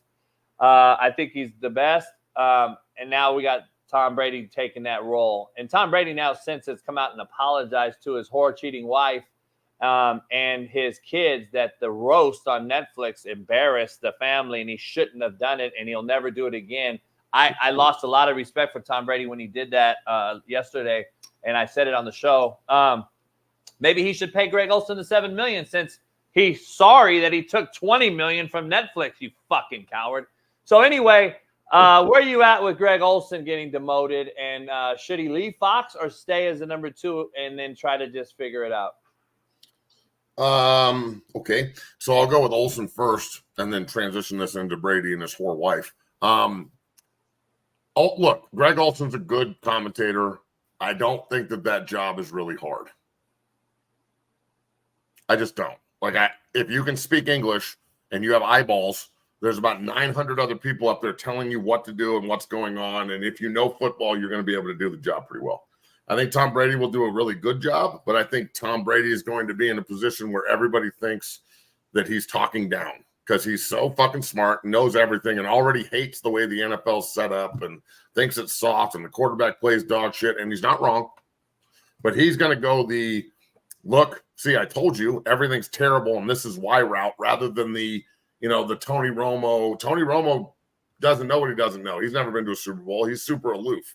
He's just out there like throwing shit against the wall and see if it's going to stick. If that play that he called out works, cool. If it doesn't, then, they changed up something in the huddle. So I think that Brady will do a good job. I think Olsen, this will just motivate him to, keep going. I think he'll be the number 2 and do a good job too.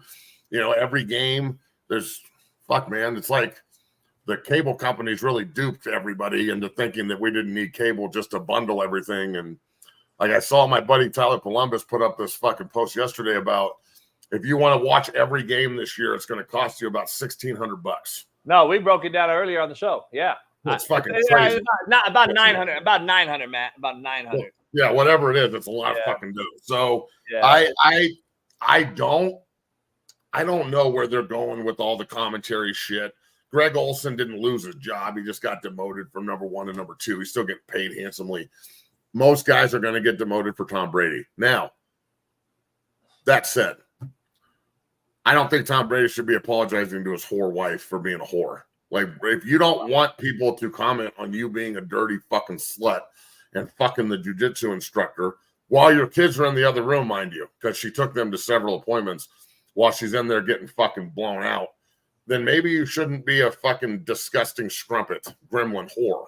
But she's the one that's mad that Brady blasted the kids. Fuck her, dude. Like, I don't care. You embarrassed the family, bitch. You embarrassed the fucking family. Get the jiu-jitsu's dick out. Get his dick out of your mouth so we can understand what you're saying, and then maybe we'll have some respect for you while you try and throw him under the bus while you're fucking everybody.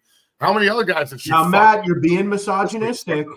You're being misogynistic. I don't give a fuck if I'm being misogynistic. I'm being real. Like, I don't care.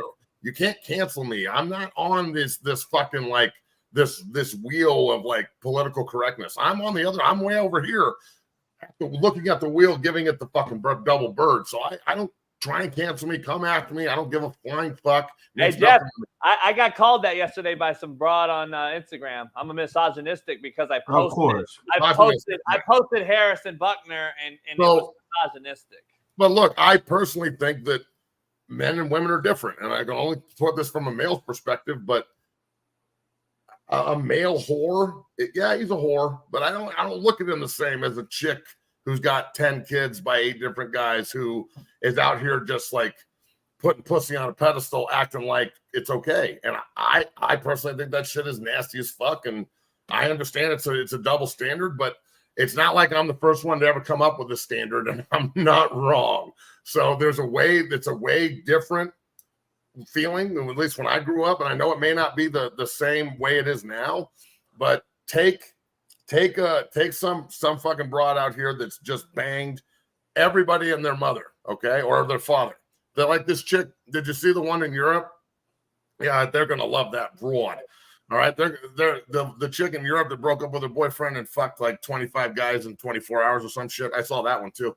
She was got congratulated and high-fived and like the undercarriage fucking lift, because she definitely needs to go get that shit scooped up. Those beef curtains have got to be fucking super saggy. So all I'm saying is, if you don't want to be a whore, don't do whore shit, and we won't call you out for being a fucking whore.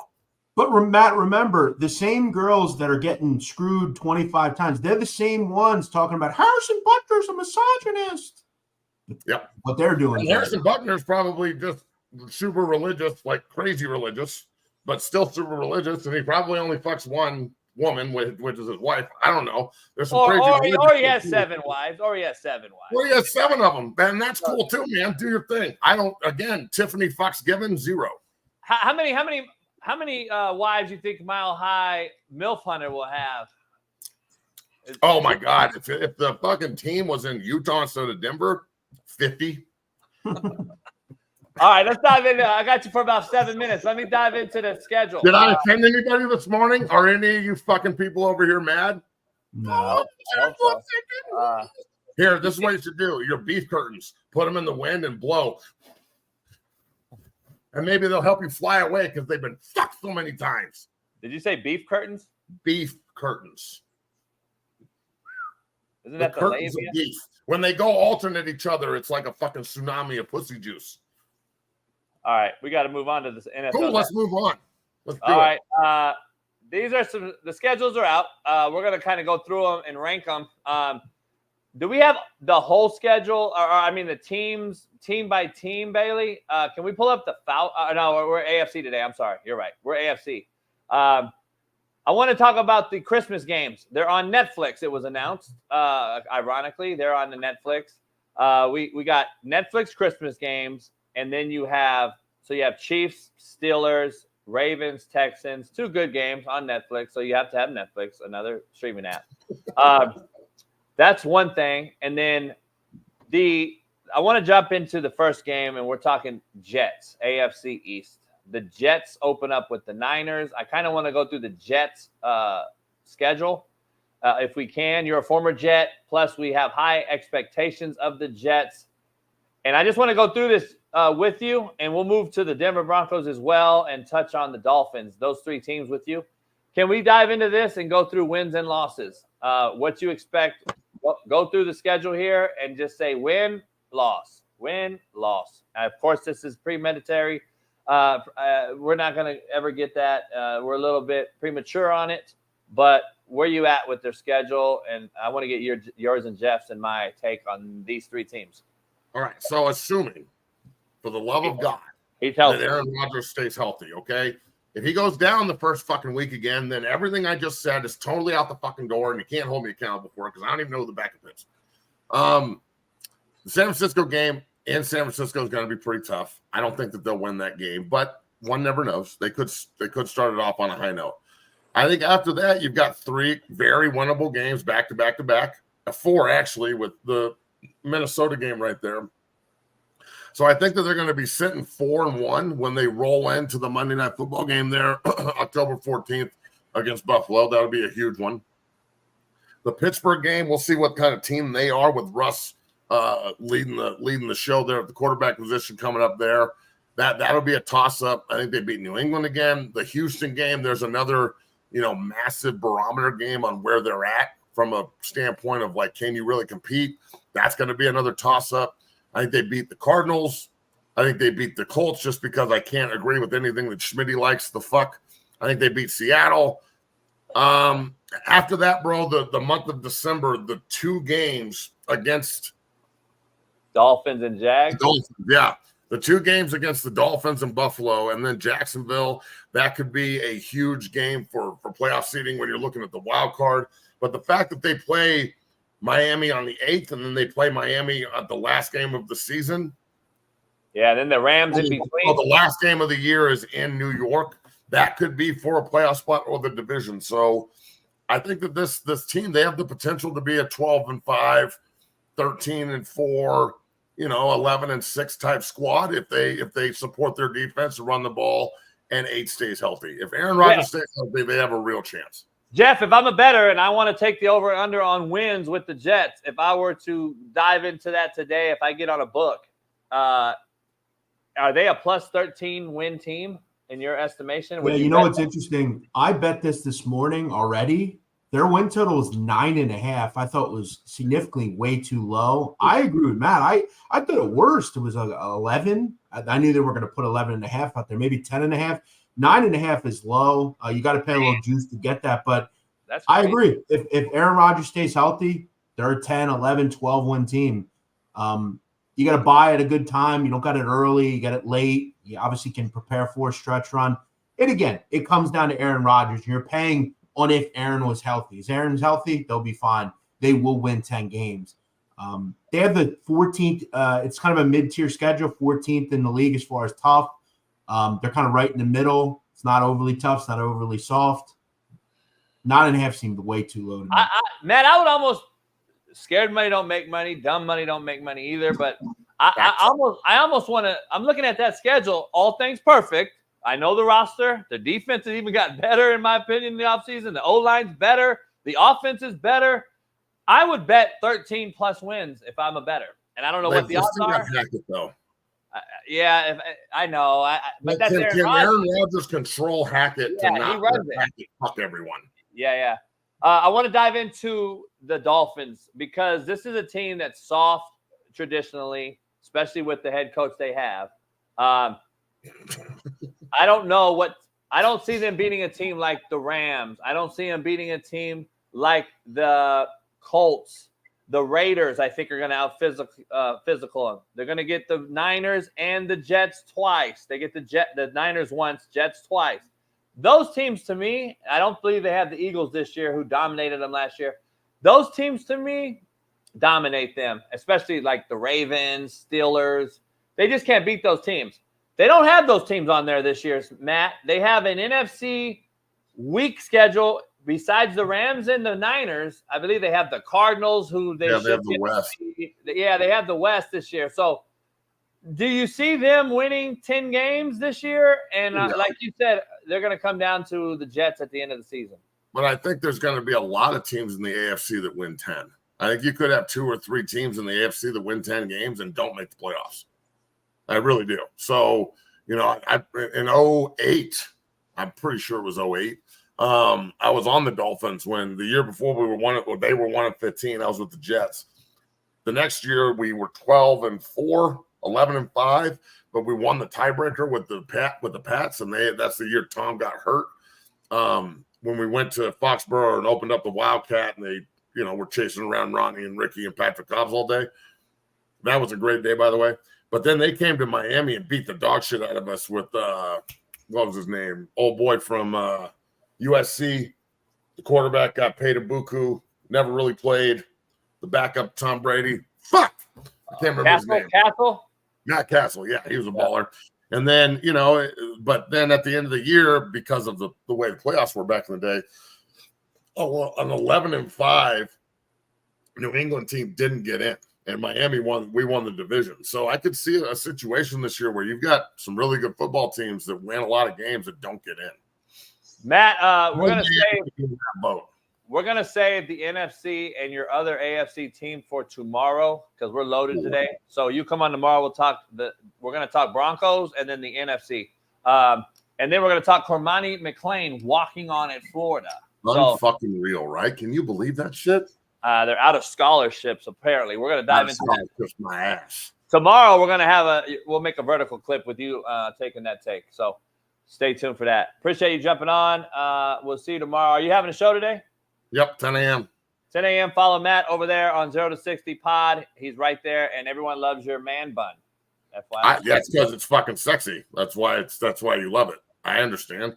If you hate it, deep down inside, you just love it and wish you had one.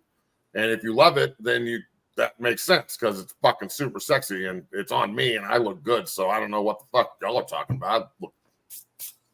Let me see the scab. Please. You like that? I said, get your fucking hands up. Ha! And he said, okay, coach. Ha! And then we did it and it was over. Yeah. All right. Peace. Later. Hey, from one legend to another, Steve, Jeff, we're loaded, man. We got our main man, the Korean co-sale. Steve Kim joining us. Steve, right out the gate. Hey, people giving you a lot of shit on your hair. I told him, Steve, really don't give a fuck. By the way, Jeff Nadu gets shit on his hair every day. You two don't give a fuck. It's admirable. Well, I'm just letting it go, Gray. I just stopped dyeing it, so it's going to take some time. It is what it is. So it is true. It's not a misnomer or a fallacy that Asians do gray. No, we do gray. I just been doing the paint job for a while, and I just decided to kind of switch it up, see what it looks like. It's coming in. It'll take probably another 4 to 6 weeks, and then we'll be good. Hey, right in time for football season. We're getting there. Let's dive into something. Cormani McClain, I did not get Matt's take. We're going to get his tomorrow, but he walks on at Florida. Smitty thought he would go home to Miami, or you no, pass. So is everyone passing on him, or where are you at with this walking on talk?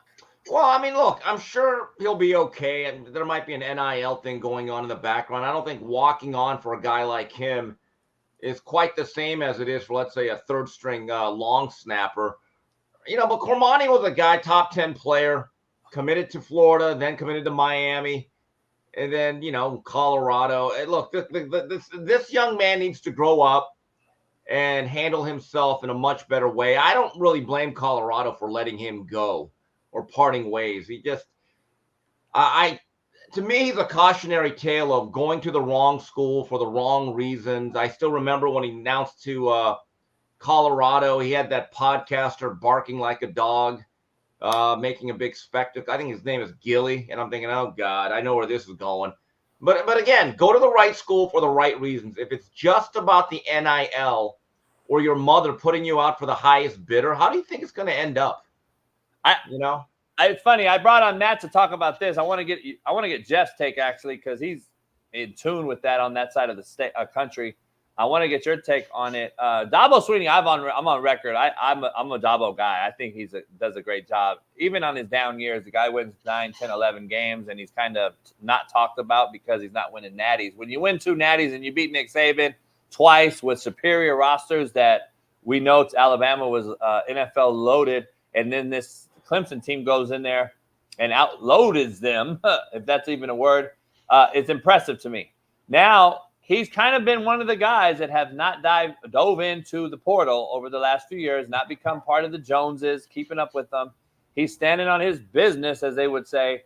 Yesterday, he came out on a pod and said, we said this. Go ahead, Bailey. It wasn't really necessarily like a intentional thing. There's a couple guys we looked at, but they got to love you too. But it also tells us you like where you're at, and you like. Yeah, that's what people. That's the other part of it. And honestly, every player is technically a transfer. We just signed a whole class of guys transferring from high school. So we like our guys. We like our starters. We look at every position and we say, okay, you've got, Coach Reed, you're going to get, 2 corners. Do you want to train? No, sir. I like my guys. Here's the guys in recruiting. And, there's a lot that goes into it. But we had 127 players go through spring, and 125 are still on our roster. 125 are still there out of 127. Let me be clear, though. Let me be clear what I don't believe anyone's talking about. People think that he's not becoming part of or keeping up with the Joneses because he's not in the portal. He's not losing players or getting players. So people think, it's going to hit him in the mouth. He can't keep up, etc. Make no mistake about it. Clemson is still paying players that are there. And that is what maybe he's doing better than others under the radar. He's keeping his guys there, but make no mistake, they're being paid handsomely. So I want to be clear there. But go ahead, Steve. What's your take about him saying we're recruiting high school, building the culture? It is what it is. Look, Dabo's old school. He takes a lot of heat for it. Look, here's the issue. If you're going to be in this game, to not ever use the portal or to utilize NIL, and if you want to play upper-level playoff football, which they have in the past, if you don't utilize those 2 things, you are playing with at least one arm tied behind your back. I don't necessarily agree with it. I admire the fact that he's trying to build a program and a culture and to not have a bunch of mercenaries. But again, if you have a roster hole and you could pick up a cornerback that you need or a left tackle, and you just say, we're just going to develop this 3-star guy that's a year, I think that's a tough way to really compete at the upper level. Now, can he sustain it to win 8 to 9, maybe 10 games a year? Yeah.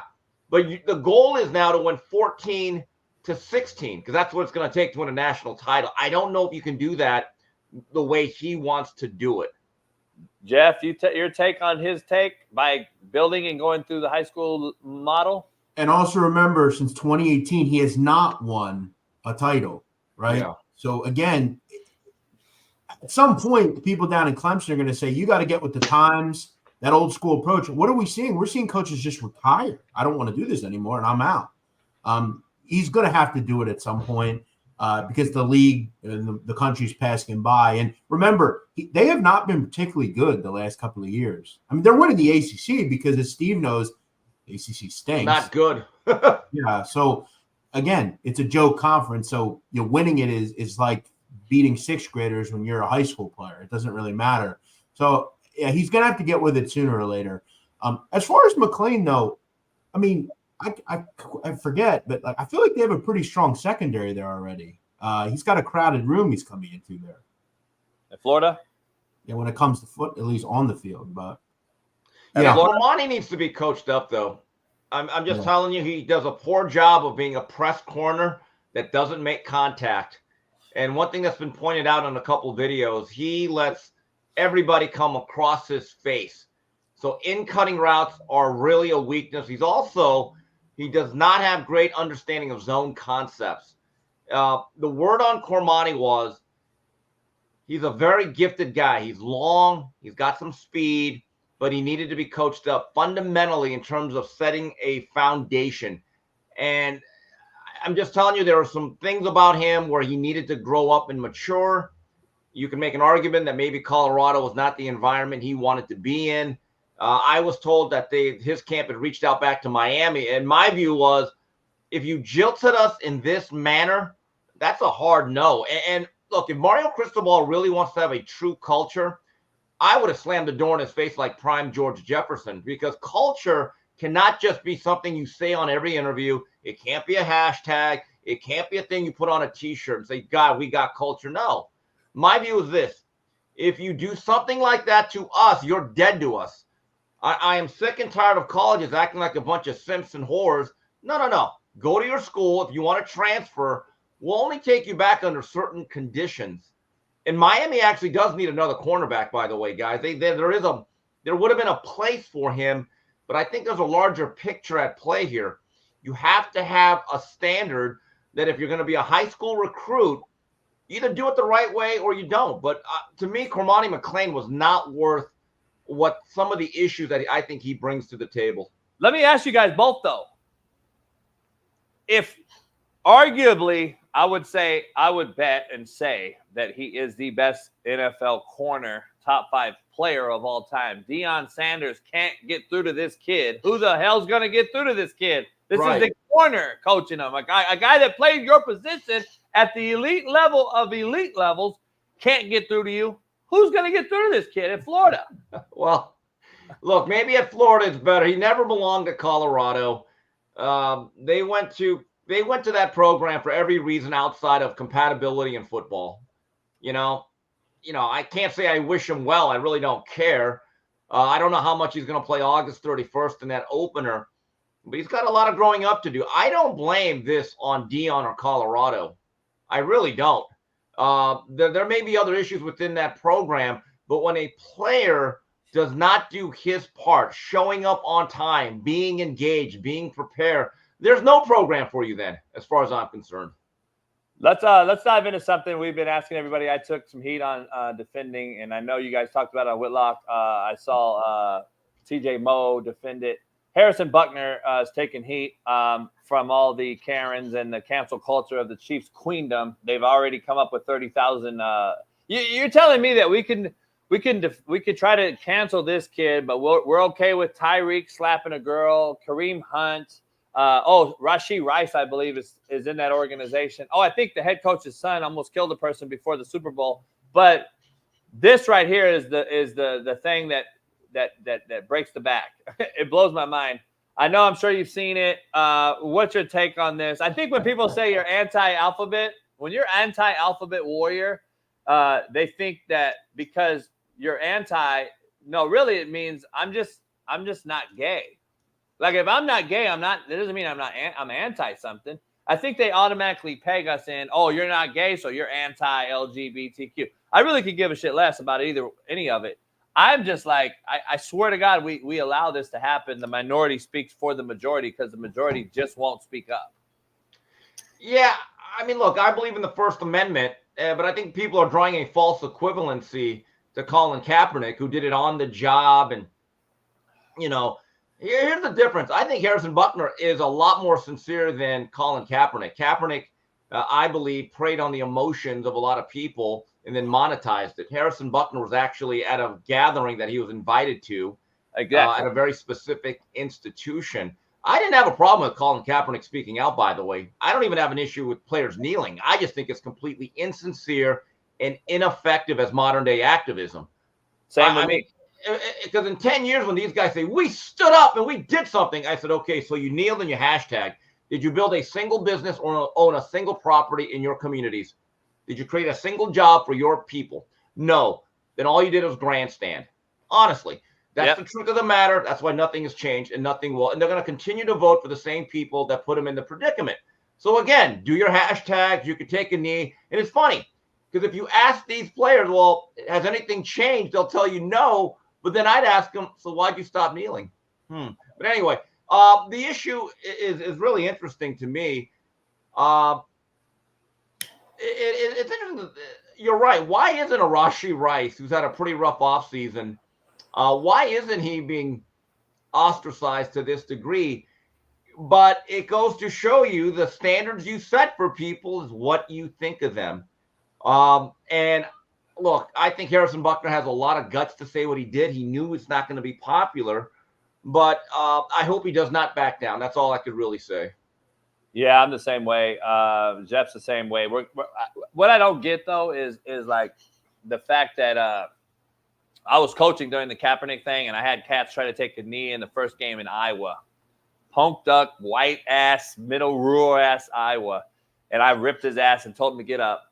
And then the next day in the office, we go back to Kansas, and I said, you got 10 seconds to tell me why you took a knee. And if it's anything that says Kaepernick in it, I'm cutting your ass. This was starting receiver.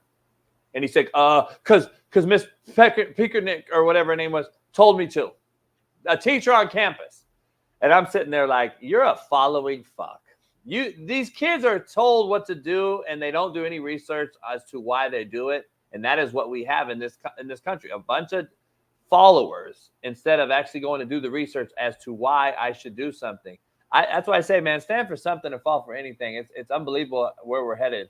I don't agree with it. But I want to get into the NFL schedule with you, Steve. The AFC today, we're going to do NFC tomorrow. But tomorrow, we're going to do NFC. I believe the Falcons have I don't buy into this, Steve. I don't believe you do either. But the Falcons apparently have the easiest schedule. I don't believe the Saints and the Falcons do. They have the same schedule percentage. I don't believe there's such a thing in the NFL. But AFC wise, where are you at? Anything stood out to you? Have you even seen? No, not really. All right, so I don't really care. I'll be honest.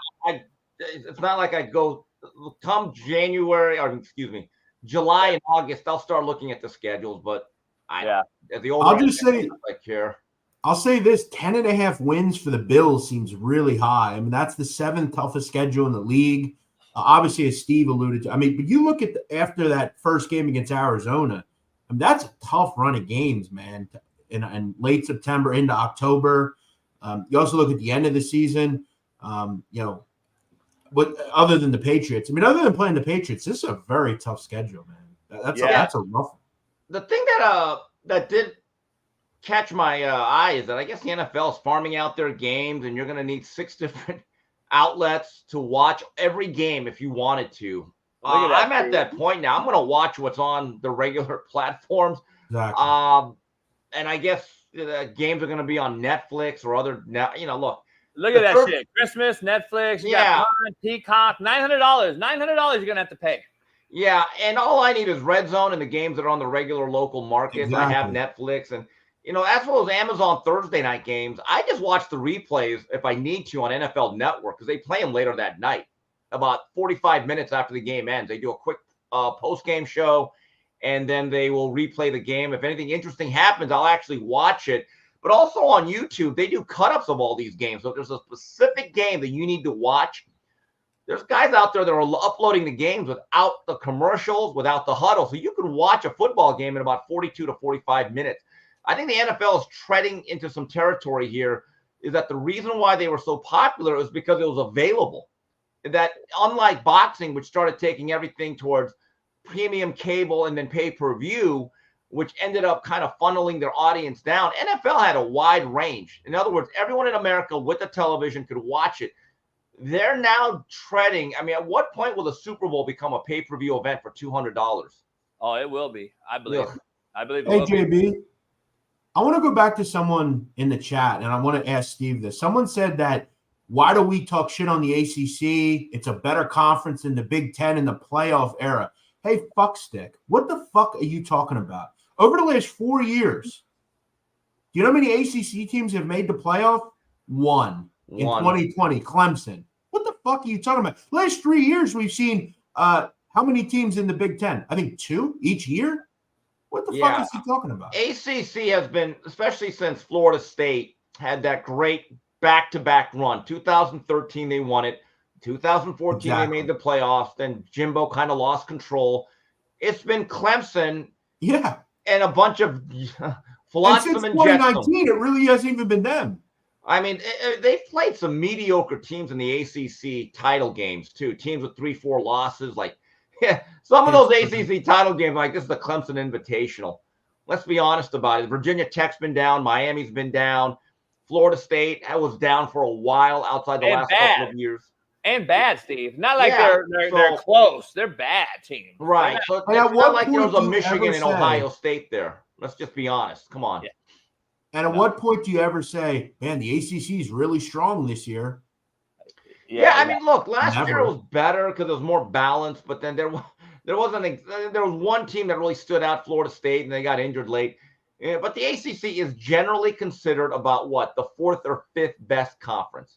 Out of the power or the P4 or 5 now, whatever it is, they're basically around the last one. Right. That's the reality. I agree. Before we talk, I want to get into the specific team because of some news I've heard. I want to ask you something. But before that, I want to get your take. Tom Brady got roasted on Netflix. It became huge news. And then he came out and apologized. I know you and Whitlock talked about it. I lost a lot of respect for him to apologize for it after his wife actually was the one that put his family in harm's way by cheating on him. And then he has to apologize. It's crazy to me. Like, and the bigger picture here is, though, this. He's now the number one at Fox. Greg Olson is a friend of mine who I coach his brother Kevin, as you know. He took a $7 million cut to go to number 2. If you're Greg Olson, who I think's the best, him and Aikman, in my opinion, are the 2 best. We'll see what Brady does. But do you see this? Would you advise him, if you're his agent, to stay grounded there or leave and chase the Netflix or Prime like Kirk Herbstreit and them did? Well, if he wants to be number 1, and the money matters. I don't know exact amount anyone's getting, but if Greg Olson can find a situation where he gets significantly more money, that might be an option. But I want to see how Tom Brady actually calls a game. His greatness as a football player does not mean he's going to be a good broadcaster. I still remember Joe Montana and Lawrence Taylor. They were hired early on after they retired. Joe Theismann was all right. Joe Theismann was good, but Montana wasn't. No, Lawrence Taylor wasn't on TNT, and they didn't last long. So, Tom Brady's trying to reinvent himself as a media personality. I thought the roast was really good. It's too bad he backed down. I mean, you're going to a roast. This is what happens. What did you think you're getting into? Okay. That was not a Friars Club meeting. So he took the 20 mil, though, Steve. He took the 20 mil, though, and had no problem with that. Right. So I don't know. I don't look at Giselle as particularly a sympathetic figure. She did what she did. If the roles were reversed, you can make fun of a husband that cheated on the wife, and then the female would be looked upon as a hero, for keeping the family together. That's just the way it works. But Tom has to understand, when you go to a roast and you invite the people you did, what do you think was going to happen? I don't know. Also, Greg Olson will still make $3 million this year. It's not that bad. Yeah, we don't have to throw him a GoFundMe campaign, Jeff. You're right. He's okay. Hey, it's a lot better than it's a lot less than 10 though. For God, what? damn. 17 weeks of the year? Yeah, but 10 million sure sounds better. And they pay for everything for you to get there. You just got to show up. Oh yeah. He's private jet. The fact that he made $10 million a year is crazy. $10 million a year? He's really good though, dog. Look at Carolina Panther games. He's head and shoulders. Well, he did the #1 games, Jeff. He wasn't doing that many Carolina Panthers. But again, it's Tom Brady. Like, of course you're going to get knocked. It's like if JB contacted and Deion Sanders contacted him, he'd knock me or Smitty off. Like that's just the truth. Like, here, you know, it's crazy though. Like, this guy is head and shoulders above Tony Romo, who's getting what, $100 million? Yeah, get him off if you're going to take anybody. Chris Collins. I still like Romo. I think Romo's okay. He takes a lot of heat, but Olsen's better, Steve. I'm partial to Greg. He played at the U, but look, Chris Collinsworth, Steve. Collinsworth's horrible. We can move on from both of those dudes. Well, I guess. I mean, that's another guy that can't do right by anybody, but he's okay. He's never really bothered me that much. But also, this is the same league that has a college football guy, Kirk Herbstreit, doing NFL games. Yeah. Doesn't he do enough? Like, do we really need him on NFL games? I asked him about that on this show, actually, and he, money That's talks. a tough schedule for him. Amazon gave him fucking buku money. He's going to do both. So will we. Here's my thing. Steve, before you get out of here, I got to ask you two things. The NBA has apparently moved on from what I think is the greatest show ever. I don't know what you think. I think this is the greatest show ever. What happens, in your opinion and your expertise, knowing this, been at ESPN, you've been at these places as an employee, what happens here with this? Well, the fact that Ernie Johnson is not going to leave TNT has made that clear. It's over. The band is breaking up, and it'll never be quite the same.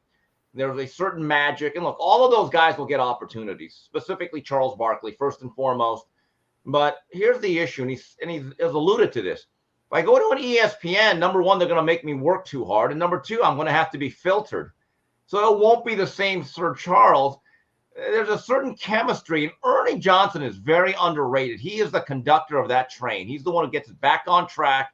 He's the one that reins them back in. And he's that steady professional. And that he knows how to get the ball to everybody in proper places, like a great point guard. It's really a shame because there's a lot of time I don't watch really the NBA anymore. I really don't, but I will watch inside the NBA. There's clips on YouTube. I find them entertaining. But the thing is, wherever Charles goes, he better get assurances that I can be me.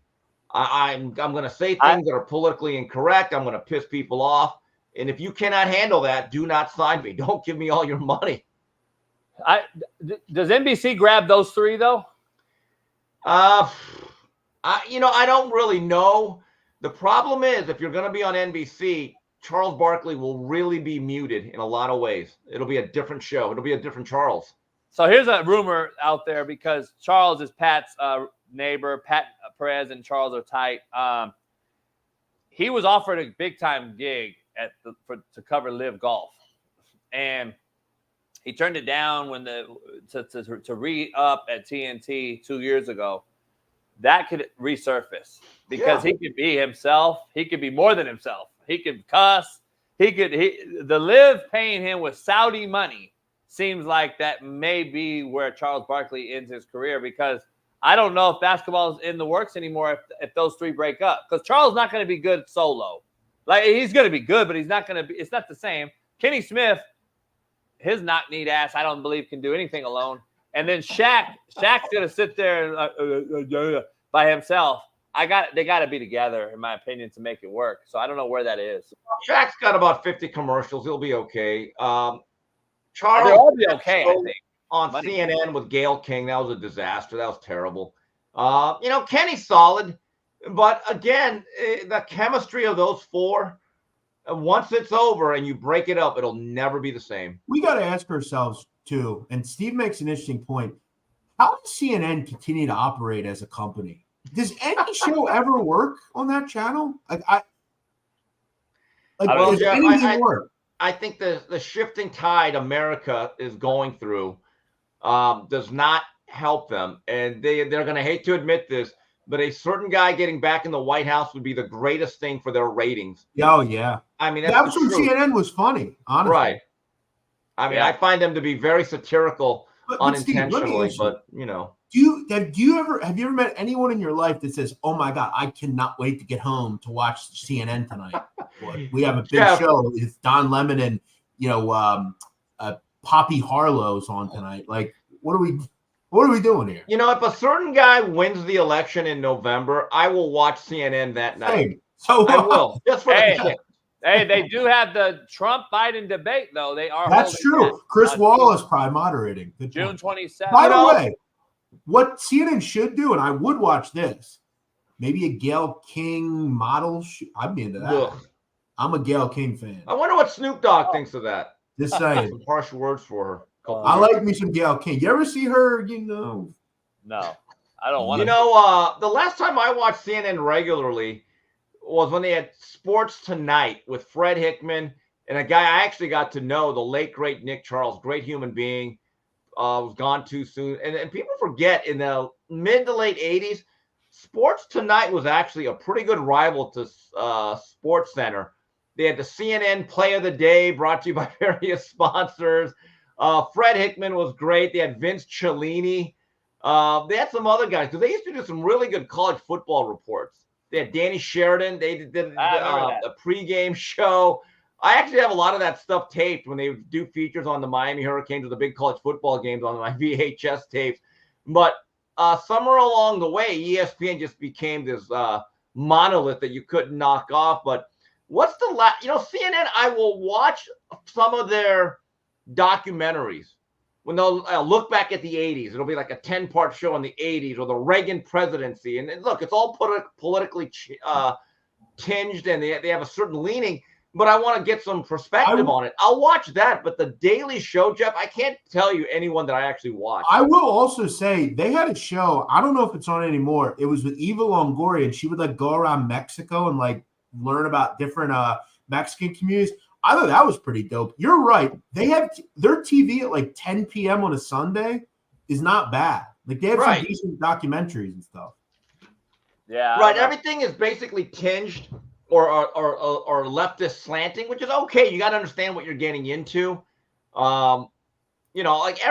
It's just I was watching something on PBS called Asian Americans, about the Crouching Tiger experience in America.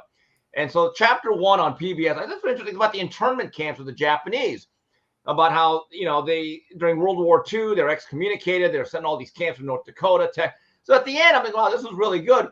Then at the end, they tried to compare them to these illegals coming over and they're going through the same thing. No, they're not. Those Japanese were citizens. These people aren't. And then they have these Japanese people whose families went through this, protesting on behalf of them. Oh God, don't do this. Don't do this. That Anthony Bourdain show was good as well. Bourdain, didn't he off himself? Yeah. Yeah, he's kind of an asshole. God bless him. Or Epstein off them or whatever. Hey, let me ask you something. All right, I want to get into one team specifically before you get out of here. The Las Vegas Raiders. I have heard, by the way, I get we're old school LA, Oakland. We want to be gangster, but can we fucking change the font so we can read it? Raiders. Anyway, I want to ask you something real quick.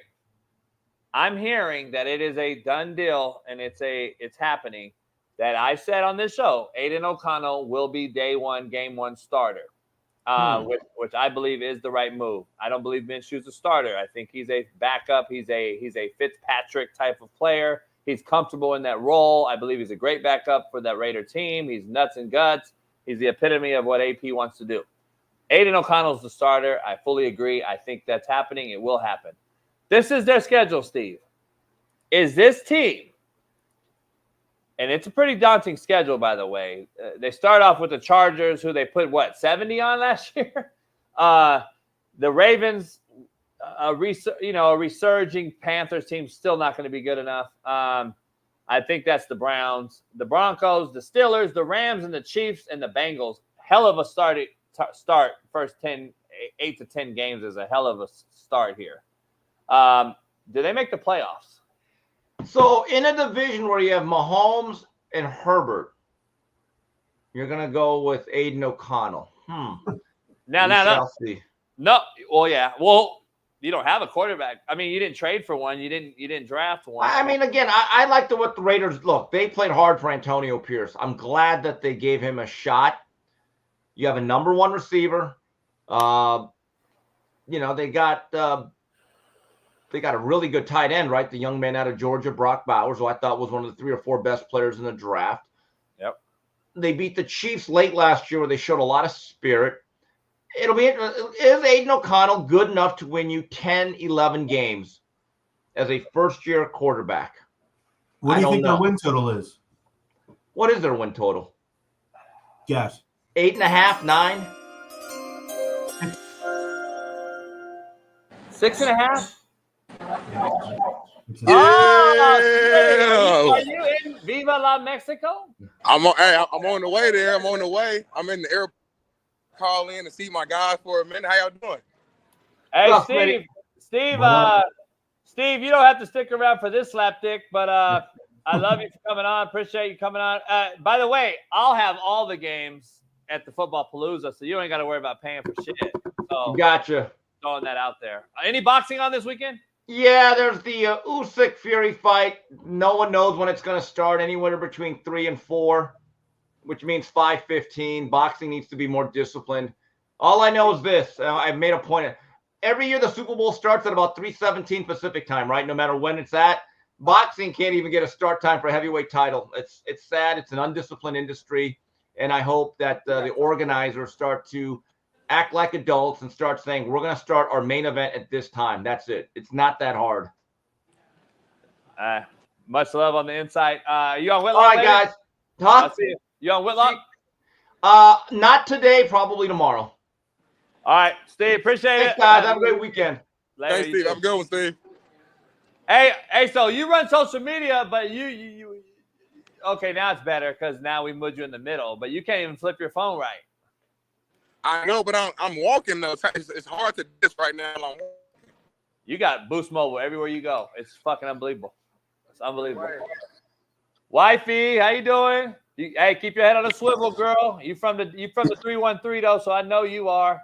Smitty kind of looked like he lost. He might get lost. Hey Jeff, you want to give Smitty any last insight on headed on over to this country that you cover quite often? I would just say, don't go in any alleys with people. Don't talk to anybody you don't know. Just keep your head on a swivel. Look straight.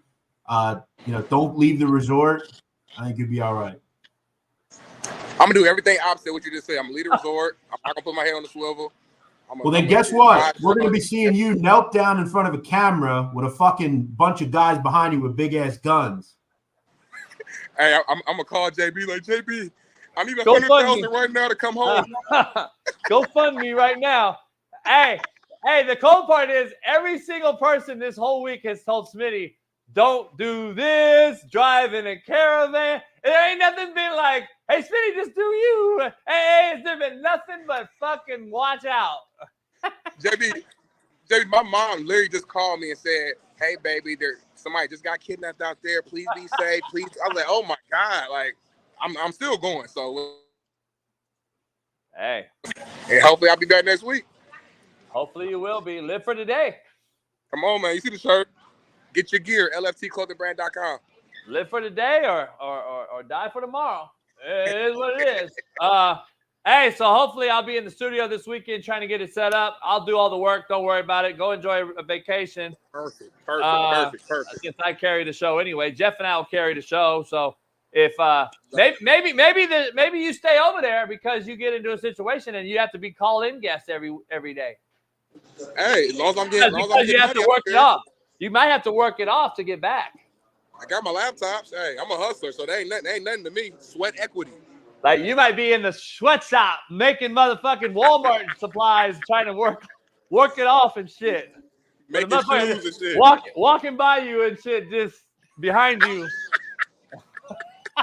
See, I'm a leader. I'm gonna fuck around and take over the whole group. I'm gonna take over the whole situation. Give me 1 month. Smitty gonna run the cartel and shit. Give me 1 month. I'm a part of the cartel. Hey, were you at LAX? Yeah, busy as hell. I'm about to get some food real quick, and we're gonna get on the plane. And I think it's like a 5-hour flight or something like that. I don't know. So, hey, call me. I want you to call me live with the pilot. I'm gonna do it. I'm gonna do it with the pilot, and I'm gonna call you again once we land. I'm calling you all weekend, all next week. If you legit, you call me tomorrow. Like, I want to see the beach. I want to see some shit. I'm gonna show you everything. Pause. As soon as I get up, we on the beach. We at the new pool, the adults only pool. Everything. I'm gonna be drunk in the morning when I call you. I'm letting you know I'm gonna be drunk and high in the morning. So I'm letting you know right now. Drunk and high?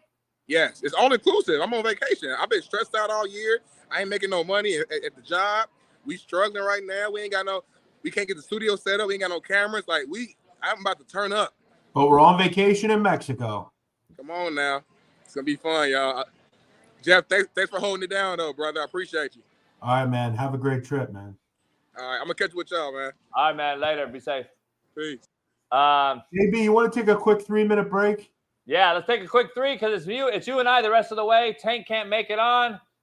Tomorrow we'll have Shaun King and Matt, and Jeff and I are holding it down for the rest of this show. We got a lot more to talk about, and we'll be back in 4 minutes.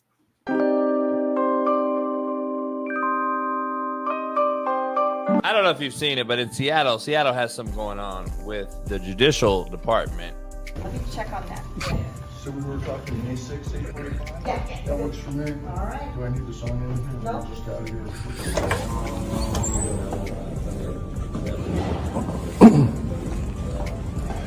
My comment about my client? Yeah. I just met her.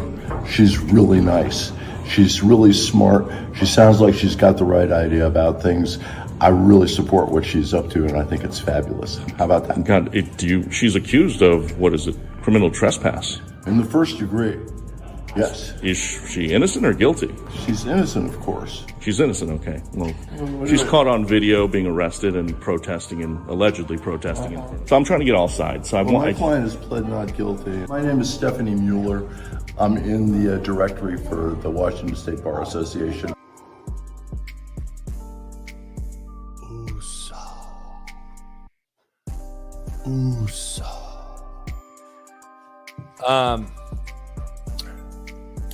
Its name is Stephanie. What was her voice? What was her voice so deep? Its name is Stephanie. This is why women cannot coach men in the NBA, Smitty. This is what you have to understand is what's coming down the pipe, Smitty. This is why the women cannot be the head coach. Let me retract my statement. Women can coach in the NBA, and I think they should. They're very capable.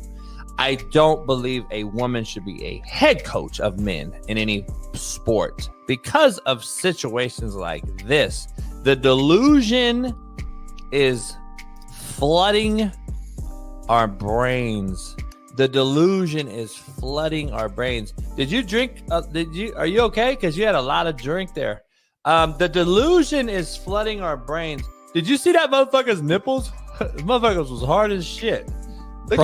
Bro got triple Z's. But look how the nipple just poking out like it's like a laser beam. It can shoot out of him.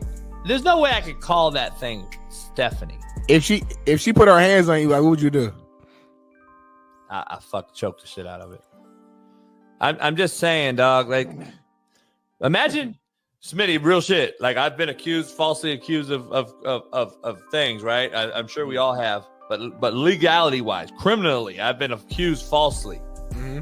And I had to say, fuck no, I ain't pleading to shit that I didn't do, which I did. And, of course, I won. Clearly, no issue. Here's the problem I have. Imagine come out of court and that motherfucker greets you as your public defender. And I'm like, what the fuck is this? Well, my name is Stephanie, and I'm here to get you off all fucking charges. Are you ready to? Are you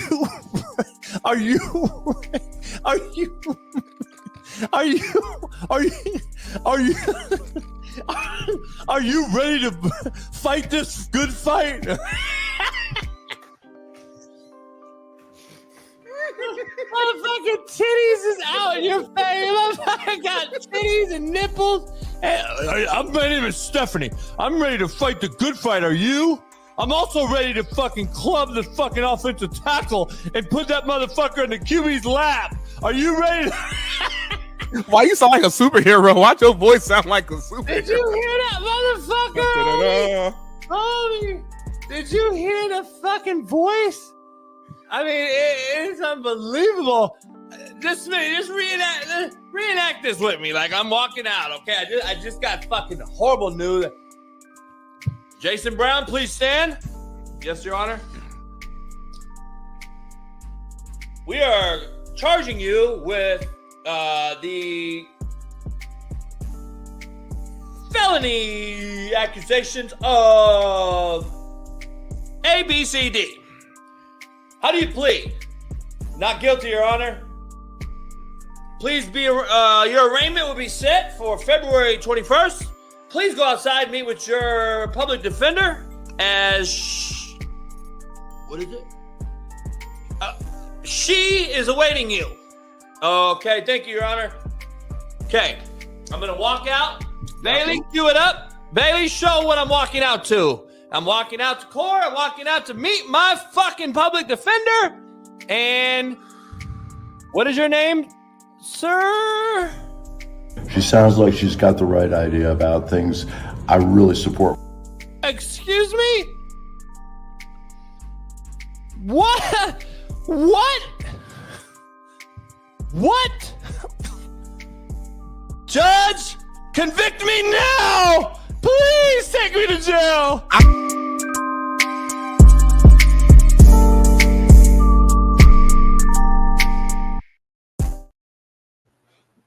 Yes, sir. Stephanie will be my defendant. Pound that like button, man. Shit. We should have 800 likes in here. Pound the like, subscribe, become a member today of our Discord. Plus, we got a GoFundMe going on. We need some more help so we can get these cameras because they're not just some fucking cell phone cameras. They are real cameras we need so we can get the auto tracking. They can follow us around the studio. So help us out with the GoFundMe. Shout out to everybody that has contributed. We do have our top few guys so far. We are bringing some folks here for a poker night barbecue and get to hang out at the studio for the first live show for the top 5 contributors. So make sure you understand that one. I want to dive into this schedule some more in the NFL until Jeff gets back. The NFL schedule obviously was released, and we're talking AFC today, and we're picking teams here and there. But we're going to go through some teams for the next few minutes. This team in particular right here, there's your Chiefs Queendom. Will they have Harrison Butker kicking for him or not? That is going to be the funniest part about it. Apparently I froze. We're going to see. Does the Chiefs Queendom have this man kicking for them? That's going to be the funny part. But look, start off with the Ravens. You got the Bengals. You got some teams that are very, very intriguing early on. Not an easy schedule to start with. Ravens, Bengals, back-to-back out the gate. And then you have the Niners not too far down the list. You have the last team that beat you, the Raiders. And you have an upstart Buccaneers team. And other than that, I think you have a team like the Bills. I want to go back to the Bills with Jeff real quick, Jeff. This team got obviously worse in the offseason, in my opinion. What do you expect from this team, and what are they going to do if they shit the bed and absolutely hit rock bottom when you have the quarterback that they have? Who's going to be to blame? GM, head coach? What do you do there? Because I think. Listen, I said this when Steve was on. I mean, you look at, for instance, when we started their win total, they are at 10.5. They have the 7th toughest schedule in the league. Okay, if you're looking at something like that, remember, that's a tough division. Okay, we all know that. We know the Dolphins are better. We know the Jets are better. That's not just an easy layup division anymore. And as we talked about, is Keon Coleman going to come right in and just be what Stephon Diggs was, what Gabe Davis was? I think that's the real question I have. Are Curtis Samuel and those guys, are they going to be able to shoulder the load? Josh Allen's not, he's a good quarterback. He's not a great quarterback. He has turnover problems. We know that. That defense tailed off at times last year. I agree with you. That's a tough schedule to me. I think that's a 9-10 win team there. Who, you think Buffalo's still a 9-win team? Yeah, I think around 10. I wouldn't go much higher than. I like Keon Coleman, but again, you go for and what have we saw with Josh Allen? Josh Allen struggled for the first year. You go out and get a top-level receiver. He upped his game. He's now gone. Now what happens? Yeah, Jeff, I don't know, man. I don't know if they could hit 8 wins. I think it's going to be interesting to get 8 wins. Yeah, that's a team to me, again, in a tough division. Look, we know New England sucks. That's going to be a couple of wins. But, look, they have a new coach. Maybe they'll be a bit improved. Again, I think defensively, are they as strong as they were? That's a question mark. I don't see it. There's a bunch of teams I'd rather take over them. Yeah, I agree. We got some segments here, Jeff, that I want to dive into. I do every day on here, and I'm glad you're on here the next 2 days. I want to do one with you. I call it Make It Make Sense. Bailey's going to input a video that I want to show you from a guy that has been on this show. But I want to make it make sense real quick with you. And I want anyone in the chat to make it make sense. And this is the irony of the whole Harrison Butker, take and the hypocrisy of the cancel culture vulture. It's flat out hypocrisy. It's ignorance at its finest, and it's basically insanity. We got a bunch of mentally weak. I call them, not ill. I say it's weak because we use it as a crutch. We use mental illness as a crutch in this country more than I've ever seen before in our lives. And I want to make it make sense. Just so we're clear, and I want to make it make sense, the Biden administration fired over 7,000 military people for not taking the jab, Jeff, during COVID. They didn't take the jab, and they fired them. We saw countless numbers of nurses and doctors be fired for not taking the jab. So let me make this make sense. But then the Biden administration lets millions of unvaccinated fucking illegals in our country to become voters to help this man win another election. And you're telling me that actually the real number of military members that were fired by the Biden administration was more than 8,000 people, but we've allowed millions of unvaccinated fucking idiots who are out here assaulting our children, our women, doing ungodly fucking things into this country.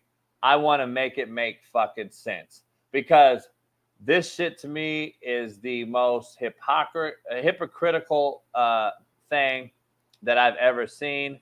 And I got a video I want to show you when Bailey gets it in, but does that make sense at all? Well, listen, I think it's important to have context. And again, I'm just making this clear. Non-citizens, undocumented immigrants cannot vote. Okay. I think that's something that, again, the right pushes as a way. Look, do I think there's some sort of agenda with it? Yeah, maybe by making people up. But it's a federal crime to vote when you cannot vote. It just is. Non-documented people are not voting. Okay. Like come in this country, Jeff, I agree. Come in this country the right way. I love immigrants that are here the right way. That want to. No, you're right. Your whole what you said though makes sense, and it's again not. It makes total sense what you're saying, but again, nothing that makes sense is the right way now. It's everything that doesn't make sense. And as far as what do you mean, Freddie Mac? Do my own research.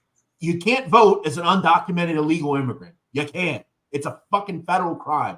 What the fuck are you talking about? I don't want to hear your conspiracy theorists. What's the truth? They can't vote. I think Freddie said at least you do your research. He said you do it. Let me ask you this, though. You do your research. Oh, thank you. My apologies, Freddie. My bad. So I thought he said at least do your research. No, he said not true, Jeff. He said they just voted to allow them for representation. Here's the thing I got to say, though. Like, this whole thing is wild to me because we're letting them in here to do whatever. And some idiot in the chat said they're assaulting our children with a question mark, like they're not. We've caught them. What do you mean?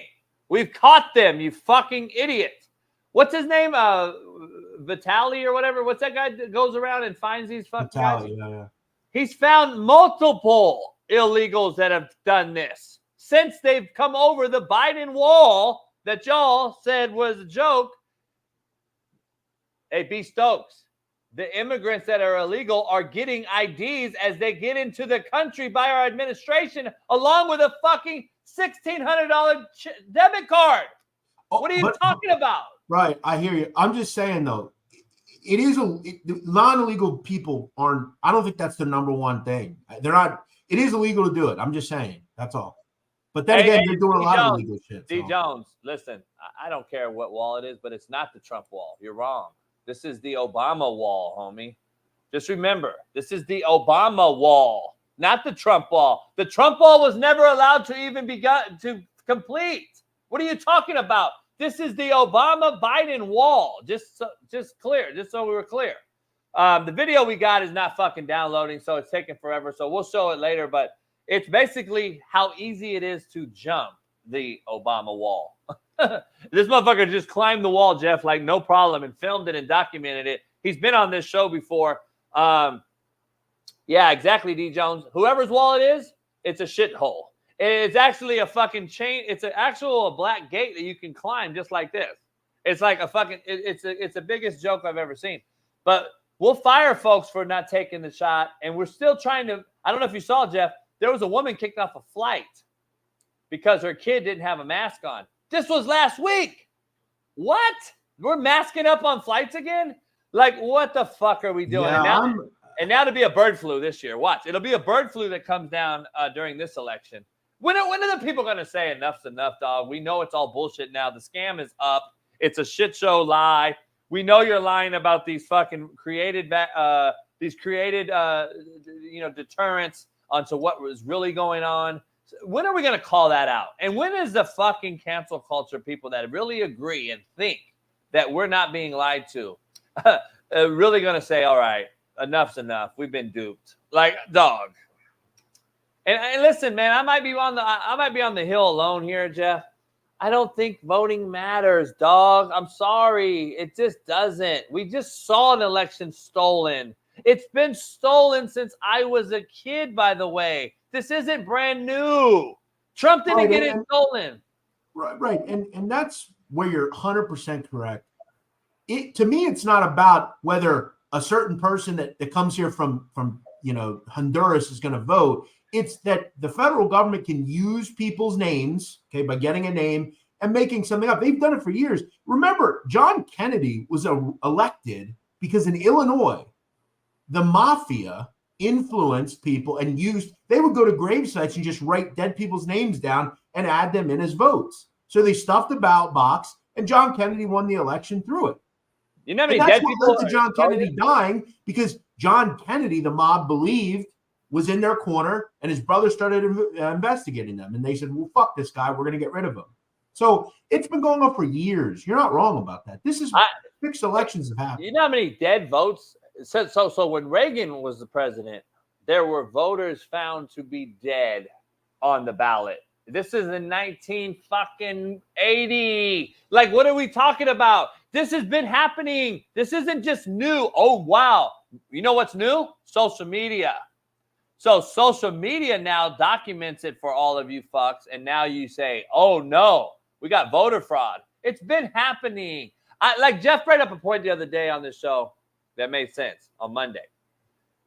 Vote in your city, man. Vote for your mayor. Like here in my county, in my city, there's two people running for mayor. One female that I know who's a cigar, they call her cigar vixen, big following. And the other lady is an older lady. There's two people running for mayor of a city of about 1 million people where I'm at. Go vote for that. That'll matter. Go vote for your local fucking people. It ain't mattering at that puppet level, dog. These are puppets in a puppet show. There's a puppet master out there. We don't never know who it is. He's on some island smoking a cigar. and he's controlling this fucking puppet thing, and you think your vote matters. Listen, I wish votes did matter. I really do. I am just telling you, I don't believe they do. That's it. You can call me whatever you want.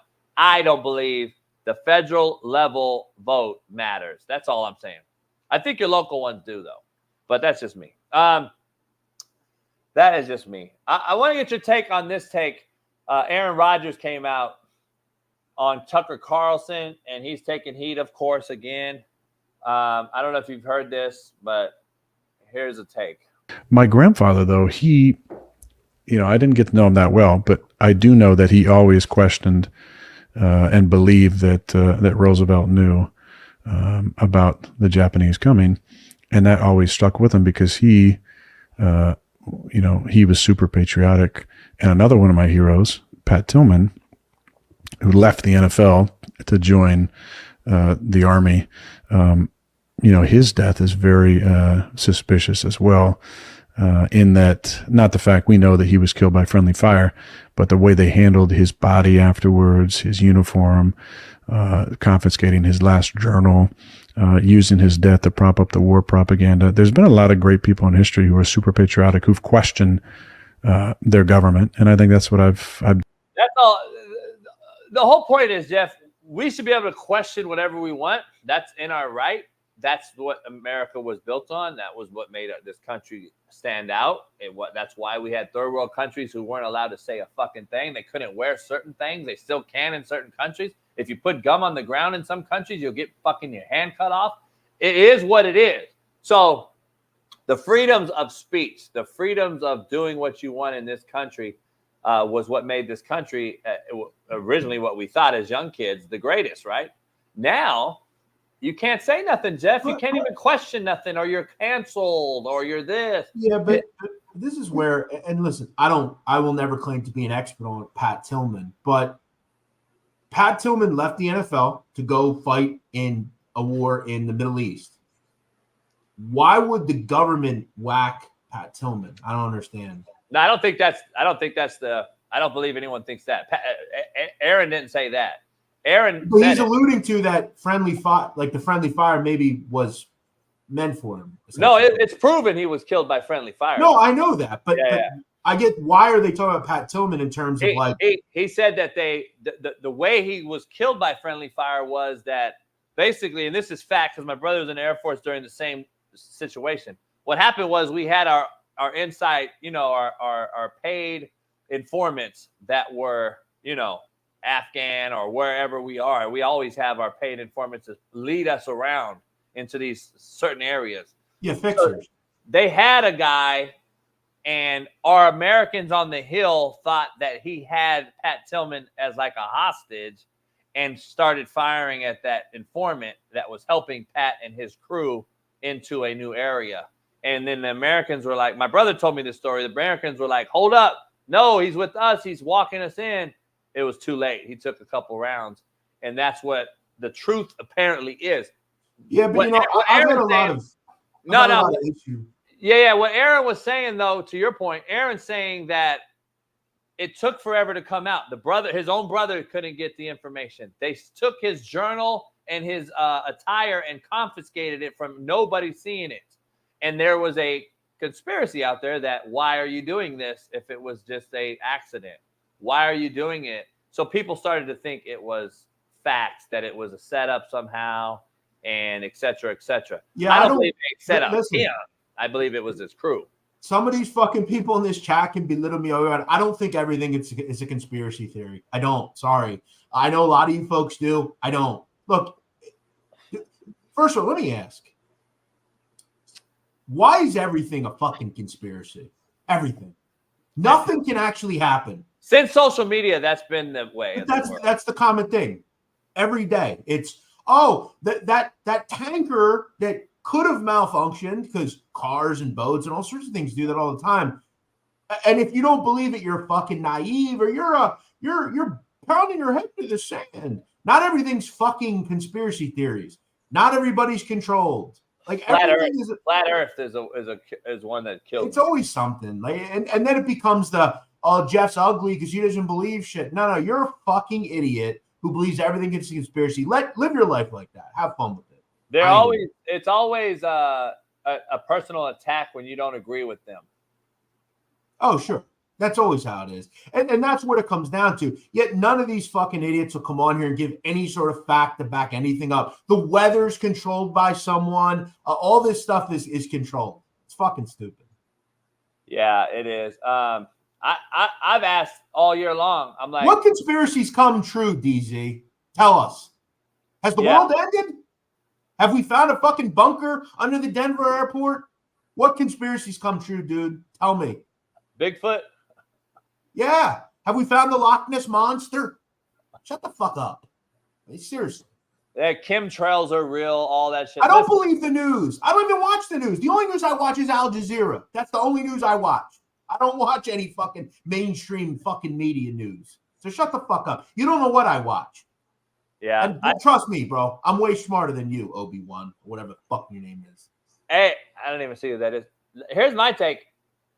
I disagree with Pat Tillman going into the thing. I didn't think Pat Tillman was Muhammad Ali. I don't believe Pat Tillman had the status of a guy like Muhammad Ali who refused to go into the draft or go to jail.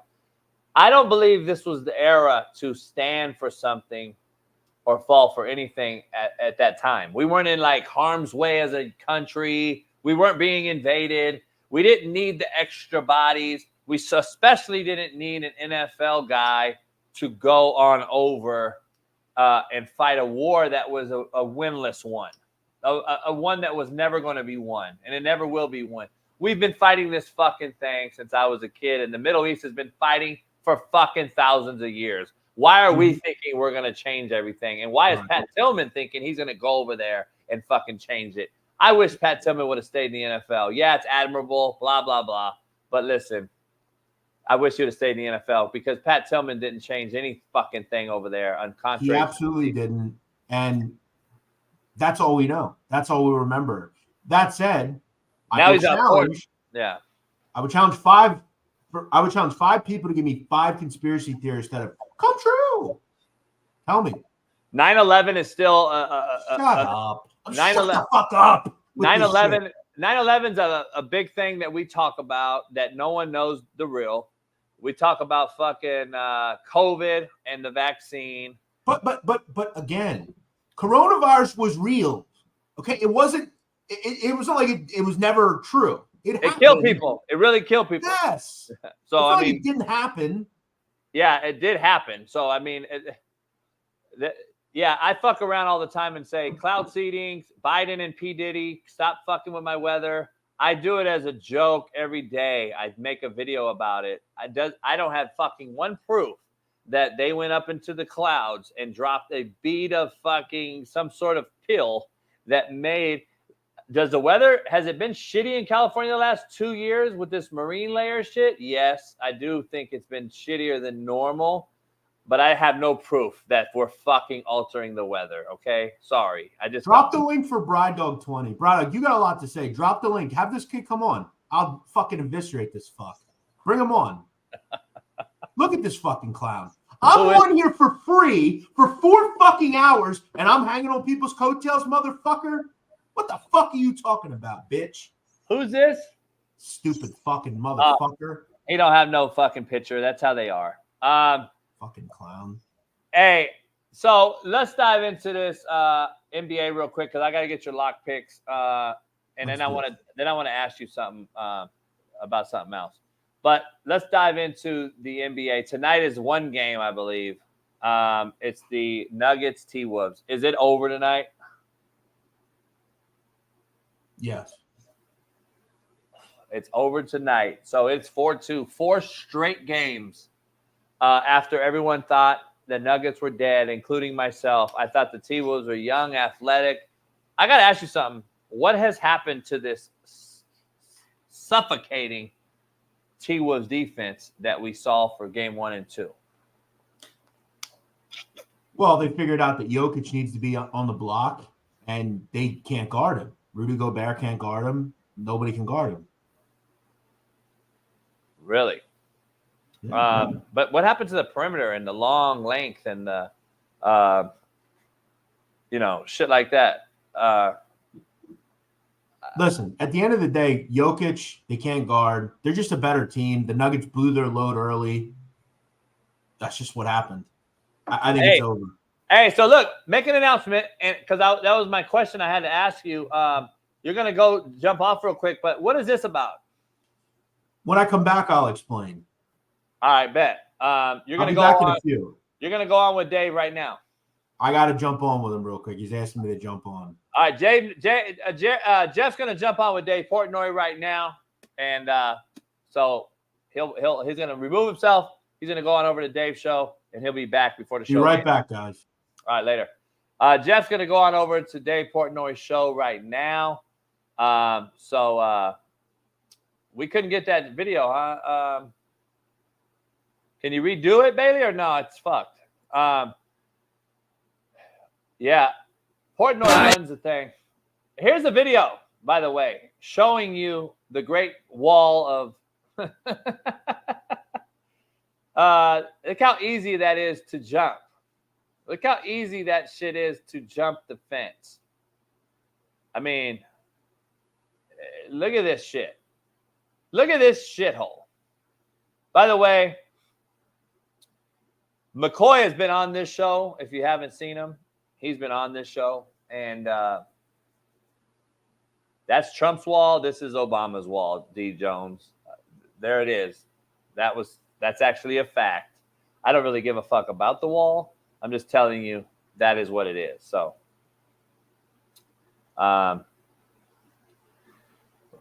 Coach, that guy doesn't think illegals vote pulled off 9/11. I don't get what you're saying. I need English, dog. I need fucking real English spoken in here. I don't understand fucking tard. So I just real quick, I don't know if you know that or not. So listen, Jeff's not jumping on because he just asked them. Dave and Jeff already talked about it, and Jeff had to jump off at this time to go on with Portnoy. And we'll ask Jeff when he comes back what happens. Is Jeff going back to Barstool? I have no idea. That is just something that is out there in the universe. So it is what it is. So fucking stop. He'll be back. Let's dive into this NFL scheduling a little bit more. Let's go. Let's talk about the AFC. We'll just start with the Bills. Like in this schedule right here, I see 8 fucking wins. That's me. 8 wins. Let's move on to the next team.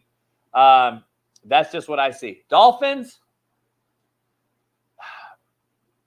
I see 9 wins. I see 9 wins for the Dolphins.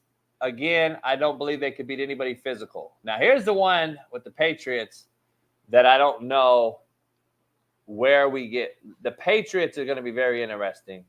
I'm going to ask Jeff what the over-under is, but I cannot see them winning more than 5-6 games. I don't really think that they can win this many games this year. But we will do our schedule predictions as we always do every year as we get closer to the NFL season. The Jets, man, I almost want to bet 13-plus wins. I almost want to bet 13-plus wins. I was high on him last year before he got hurt. I'm higher even this year with the team and the offseason acquisitions. This Jet team is really loaded. Could have the best roster in football. I'm going to go, I think, 13-plus. The Ravens, they're a 10-plus win team every year. I would say they probably win 11, 12 easy because, listen, you got the Chiefs game 1. Can they get over the hump? I could easily see the Ravens winning that game 1, just like I predicted the Lions beating the Chiefs last year, game 1. You got the Raiders, Cowboys. I think that the Ravens are 11-win team. This Bengal team, if again, they're similar to the Jets. If their quarterback can stay upright, this is another 11-win team. The Chargers are going to have to find themselves. Washington has to find themselves. Panthers are still a team that we don't have a clue about. You got the Ravens twice, the Browns twice, Tennessee. Again, Broncos. This is a very, very winnable, favorable schedule after you get through the first few. This dog pound Brown schedule, I don't get the dog pound bowling thing. I don't get a lot of these NFL schedule releases, especially the videos. This is a pretty hard schedule if you really want to be honest. Start right out the gate with two teams that are probably playoff teams, a resurging Raiders team. You got the Eagles, who we don't know about, and then you got Bengals, Ravens, Steelers, 2 out of 3 weeks. It's going to get tough on them as well down the stretch. And then you got Bengals, Ravens again. This Steelers team, who I think is the most underrated team going into the football season, it's going to be very interesting how they start. I think they start off 3-4-1, maybe 4-5-2. I don't know. This is what it looks favorable. They're going to have their hands full, obviously, with, I think the Colts will play them tough. So will Cowboys, and so will the Raiders. And then you got the Jets. And then you got a Giants team, which I think they'll beat. A bye, and then Washington to recover before you go into a black and blue division. Ravens, Browns, Bengals, Browns, Eagles, Ravens, KC, Bengals. A 9-game stretch that is going to tell you everything you need to know about this Steelers team. The Titans. I think they're a team trying to find their identity. I don't know where the identity of this Titan franchise is. I have no idea. It's going to be very interesting to see. I'm sorry, the Texans. We're on the Texans, not the Titans. We're on the Texans. Listen, the CJ Stroud. These schedules are shit, by the way. If you look at the black and blue part up top, it looks like the Titans, and then I had to recognize. So let me ask you. Does CJ Stroud have a sophomore slump? That's critical in this Texans schedule, and that's what it comes down to. But listen, the Bears, Giants, do they get this thing done? You got the Bears in the first week. You got Jacksonville. You got it's pretty hard, dog. You got the Titans in there in your conference, Jacksonville, Chiefs, Ravens, Titans again in the season. The where the Texans are going to struggle is at the end of the season when they have to play the Chiefs, the Ravens, the Dolphins, and then finish in their conference with the Titans. This is what's going to happen. D. Jones, I'm sure, is happy that they end with the Jags later, week 13. The Jags will probably lose. The Colts, Smitty's team, are they a 9-win team? I don't know. I don't know if they can win 9. I'm not sold on the QB. AR5, if he is indeed the quarterback, I'm going to say they struggle. That's just what it is. That's what I see. I see them struggling. Because AR5 is the missing piece, missing link that they don't have. I'm not sold. Here's your Jags, D. Jones. What's up with the schedules? This is the best the NFL marketing teams can do. The Jags. Very, very intriguing, D. Jones. I'm not sure that the Jags are actually going to get over the hump. Is Trevor Lawrence got over the hump? Is he going to get out of his sophomore slump last year, even though it was year 3? I want to see Trevor Lawrence take the next step. We've seen great throws and big-time NFL throws he makes, and then we see him shit the bed. I got to see a consistent Trevor Lawrence. And can the Jaguars' defense get better? That's all I want to see. The Titans. Here's the Titans. Now, Will Levis is your feature. Will Levis is the feature of this organization, is why earlier I stated on the wrong team, the Texans. This is why I'm not sold on the Titans. I don't know where their identity is. Are they going to run the ball first? They got rid of the running back. Now, are they going to put all the pressure on a rookie second-year guy in Will Levis who hasn't proven anything, whether he played in college or his first year? What are the Titans is my question. Are they a 6-win ball club? I don't know. The Broncos. We're going to talk to Matt tomorrow about it. The Broncos are a team that I don't know where they are. Matt said the worst roster in football. I don't know if I agree to that. I think their defense is still very good, and I am a Sean Payton believer. So with his full autonomy that they've given him in ownership, I believe that he will get them righted at some point. Maybe not this year, but I still think they're a 6-win ball club at minimum, and I still think they'll figure a way. And then the Chiefs, we talked about earlier. Is this another 10-win team? I picked them to win 10 wins. I picked them 10 wins last year. I think they got 11, and everyone thought I was crazy. And then they went on a hell of a run in the playoffs and beat a good Ravens team. They beat a Niners team again. They just proved everybody wrong. This is the Chiefs this year again. Without a receiver, Rashee Rice, first 6 games at least. Where do they produce offense other than Travis Kelce getting a year older? This is all I want to know. They don't have the game changer. I'm not sold on the rookie. Everyone's so hyped on his 4.2 speed. He cannot get off press. He didn't get off press at Texas. I see a struggling slot receiver having to be moved around. I still don't see them having a big-time number 1. And if you think Hollywood Brown's a number 1, you're fucking sadly mistaken.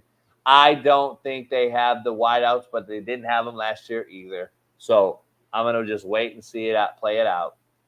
And then the Raiders, as you said, can they win 9 games? Can they win 10 games? Aiden O'Connell, basically a rookie starting. I love Brock Bowers, but are they going to do what I said to do? That I'm not coaching there. I'd be in 12 personnel, dictating the safeties rotation, and be getting one-on-one reps with Devontae Adams as much as fucking humanly possible and run the football, play good defense, just like AP did with Tom Coughlin when they beat Tom Brady. I think this is the approach AP has. I think the Raiders are headed in the right direction. But are they a team that can win 10, 11 games and get into the playoffs? To be determined. And then the Chargers. Let's jump Jeff back in here with the Chargers. The Chargers. Well, that went wild. But, what happened? All right, so this all is just very random. I was talking to somebody that works at Barstool. You know him. And some text got sent, and there's an employee there that hates me, and we had a big issue, and we had to approach each other on a show, and it just went haywire. That's what you just did right now? Yeah. The guy like stormed out and almost attacked Dave. It was just a mess. What? In person? So they were in person? Yeah, and I come on the screen, and the kid just went nuts and like flipped out and like threw the mic and everything. The footage is on YouTube or Twitter. I put it out, and he just goes nuts and like attacks Dave. Can we show it? Yeah, it's on my. I mean, it's on my Twitter. I retweeted it. Let's show it, Brady. If we could grab it. Yeah, he's a real lunatic. Can you give us a backstory on the beef?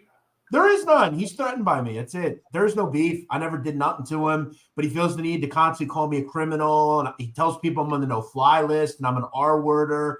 And he talks about my family. He's instructed and paid people to go attack me. Not that one. I just reposted it. I put the GIF "psycho" above it. It's a retweet. So what's Dave's approach? Does he want you back? Well, Dave loves it. Dave thinks it's funny, and you know, listen. At the end of the day, like things were fine and everything worked out. It is what it is. We left. It did what it did. But yeah, I think he's in. I'm in the corner. Yeah, I think so. Would you go back? Yeah, I would entertain it. I mean, I entertain everything. You know, I love Barstool. It just, I think a lot has been thrown out that like I wanted 100% raise and that kind of thing. That's not exactly true. We'll see. I don't know. We'll see. There it is. I was. Go ahead. Let's show it. Anything to you? I just think you've seen this, like you just said. Is it going to be a good ride? It's going to be done in 4 cross months. to bear for you. Who cares? We've seen it done. He's fucking threatened by me. That's all it is. That's all it is. Yes. Is that it? Yes. That's all it is. Dave, let's stay out of the way. Let's stay out of the way for a few minutes. Go ahead, guys. That's all it With a is. black It's always been kids that way. threatened in 07 when you couldn't walk at It's always been graduation? that way. For the girls in this office that you commented on, threatened, you fucking criminal. Bring them back, Dave. Bring 'em back. You want How am I them a criminal? Explain, motherfucker. You never have any facts. It's all just fucking conjecture with you. It's always fucking this and that. I'll be fucking biting your fucking Look ass. at this guy. He's a violent. Talk about a criminal. Look at this guy. Hey, This lunatic. Let's talk about a psycho. Who is that guy? This guy Rico. He's so threatened by me. He just is so triggered. It's insane. I've never heard of him. He's a fucking freak. Really? And that's Yeah, Dave's look at guy? him. Look how he acts. He's a lunatic. Is that Dave's guy? I wouldn't say. I mean, he's just a fucking. He's a weirdo. So people think it's funny. I was in discussions with them. I got to talk to some high brass there and had a talk with Dave for one time, and they were interested in having me on. I'm good friends with our main man at the Sunday Conversation. He wants me on there bad. It just didn't work out. And I was like, I'm probably going to stay solo and try to blow it up myself. But if you don't want me, like, hands down, I'm not begging nobody. And so I was like, that's why it kept me out of it. But Barstool at the time is the only platform for a guy like myself. So that's the only reason why I entertained it from the jump. But I don't know. You were there twice now. My thing is the third time a charm, or is it a third time? Well, listen, I think the first time was kind of a like that. One of the reasons I left the first time is because it was getting really bad. Like, he would go to each employee and tell them if they worked with me, he wouldn't talk to them. He, again, sent people to attack me and my family through burner accounts on the internet. The guy's he's off his medication. Why though? What started it? Because he doesn't like me. He's threatened by me. Thinks But I'm just out of nowhere? I've never done nothing to the kid. Not ever. Like, but this is his norm. He does this all the time. Anybody that's brought in, he feels is a threat to him. He's a complete asshole to them. He's just why did Dave keep him? Well, because he thinks it's funny and it is what it is. But, like, this is a guy who threw a full can of High Noon seltzer at another employee's fucking head. He was like this close to hitting him. He's attacked employees' wives. He's DM'd them. He's a scumbag. Really? And we were offered to fight at Rough and Rowdy, and he declined. That's the pussy that he is. Really? We were offered $350,000 to fight, and he declined. Think about it. Yeah. Wow. I never heard of him. I never heard of the guy. What's his back? Did he do it? Did he play something? Did he nothing? He's a nobody?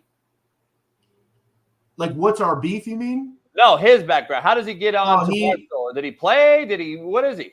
No, he's just a guy that used to call in to like different shows, and they eventually had him on. The one thing he does, he thinks he's a gambler. He fucking sucks. He doesn't win shit, but he's a gambler. That's kind of his past. Wow. Yeah, he's an unhinged fucking lunatic. Wow. I never heard of him. That's crazy. That's crazy. They brought you on there to do that. He was like a crazy caller. He'd call in and like flip out. Like, he's a weirdo. And you know what? And I'm going to say this now, and I haven't addressed this yet. This guy continues to mention my family, and he's pushing me to a level where I don't mention families, but he's starting to get to the point where I might have to start talking a little bit. Because he mentioned my fucking dad. He's a scumbag, bro. Like a complete lowlife. Yeah. Yeah, when that happens, it's a problem. I got personal problem. Yeah, that's interesting. That's something you got to deal with. Let's end the show with some hell yeah, hell no. Let's do it. We got three of them that I want to ask you. And the third one's going to be fun.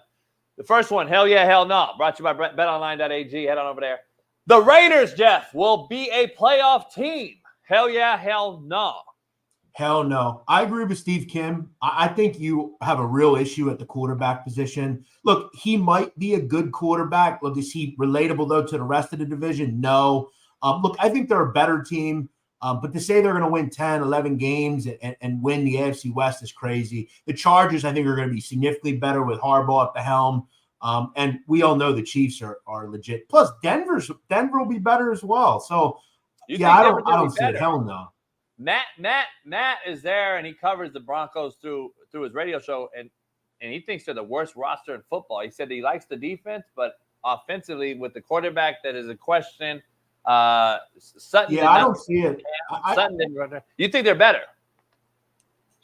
No, I don't. I don't see. I look from thousands of miles away, and I wonder what these organizations see. Right. So wait a minute. You think the Broncos are better or worse?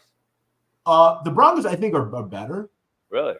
How can you be any worse? I mean, they're just an average team.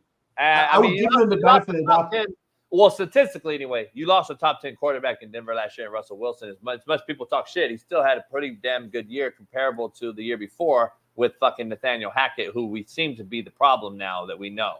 Now, but again, you have a young quarterback coming in who is he significantly worse than Russell Wilson? And Russell Wilson's at a point in his career where they felt the need. There was time to move on. Defensively, I think they're solid. They have weapons. I think they cut the ties because the money for Russell was owed. And they were like, fuck it. We're just going to cut ties and go with a rookie. But I'm never going to bank on a rookie. C.J. Stroud was a fucking anomaly last year. You don't see that often in this league. A guy better than Andrew Luck as a rookie, to be honest. It's very comparable. But since Andrew Luck, that was the best rookie performance we've seen at the quarterback position, C.J. Stroud last year, in a long, long fucking time. You just don't see those. And you had to have the perfect – it's a perfect world, Jeff, for the rookie QB to excel. And the Texans team, shout out to Lovie Smith for building a roster that people don't give him credit for before he got fired. That team was this perfect pecking order for C.J. Stroud to thrive in. This year, I think it'll be even better if he doesn't hit a sophomore slump. But speaking about the Raiders, is the team we're discussing. Playoff team's tough, man, because I do believe Denver is not. And I think the Chargers are rebuilding, even though the Chargers will be better administratively, culturally, and they'll be more sound and fundamentally sound with Harbaugh. They still lack weapons on the edge. They still have some issues they lost for Herbert to thrive in. Herbert still has yet to prove that he can win a big game or a playoff game. I think the Raiders are primed. I'm going to say they bought into AP. And if Aiden O'Connell can just manage the game, which we have seen lately, Jeff, that managers can get you to a Super Bowl, Brock Purdy. So I believe that the Raiders, I'm going to say hell yeah. I think the Raiders are going to shock some folks this year. Hell yeah, hell no, Jeff. Tom Brady will be better than Greg Olsen in the booth. I'm going to go hell yeah. Really? I think it'd be very hard for Tom Brady to not be good. I like him personally. I think he seems like he'd be cool. I don't know him personally, but I like his personality. I like Tom Brady, always have, always will. I think some of the shit recently has been lame by him, but he shouldn't have did the roast. That's simple. As Steve Kim said, what the fuck do you think they were going to say about you? They make fun of all sorts of shit on that. But yeah, I think it'd be very hard for him to be poor at it. He has an incredible knowledge of the game. Here's my issue, though. He might be too good for the casual fan, which 90% of people watching football are casual. And he's going to come out there because that was Greg Olsen's not. Greg Olsen was so good when he started with the XFL, calling out what this word meant, what this meant. We're sliding the protection right because you hear Ringo. They're going to give you real football insight that the casual fan cannot grasp. And then they're going to start hating. Just give me Romo, because they don't understand what the fuck Tom Brady's going to be telling them. And he's going to say, hey, this is what happens when you get triggered cover two, and the safety is an indicator. He's showing you that he's triggering the corner, so the corner is going to blitz off the boundary, and the safety's covering the wideout. You got to replace him right now. He's going to be telling you that shit, and everybody's going to be like, what the fuck does trigger mean? What the fuck does this mean? And Tom Brady may be too good for the casual, which ultimately could be the demise of Tom Brady, but he got $350 million. I don't think he gives a fuck. I'm going to say hell no. I think Greg Olsen's is made for this. I think Tom Brady's doing it as a fad. I don't see Tom Brady doing this for 10 years. I really don't. I think this is a fad. He's still young enough and so rich and But so it's- famous. Don't you think he'd want to go enjoy life after football before he does this? Yeah, but we just talked about Greg Olson was making $10 million for 17 weeks of the season. Okay, as Matt said earlier, he's 100% right.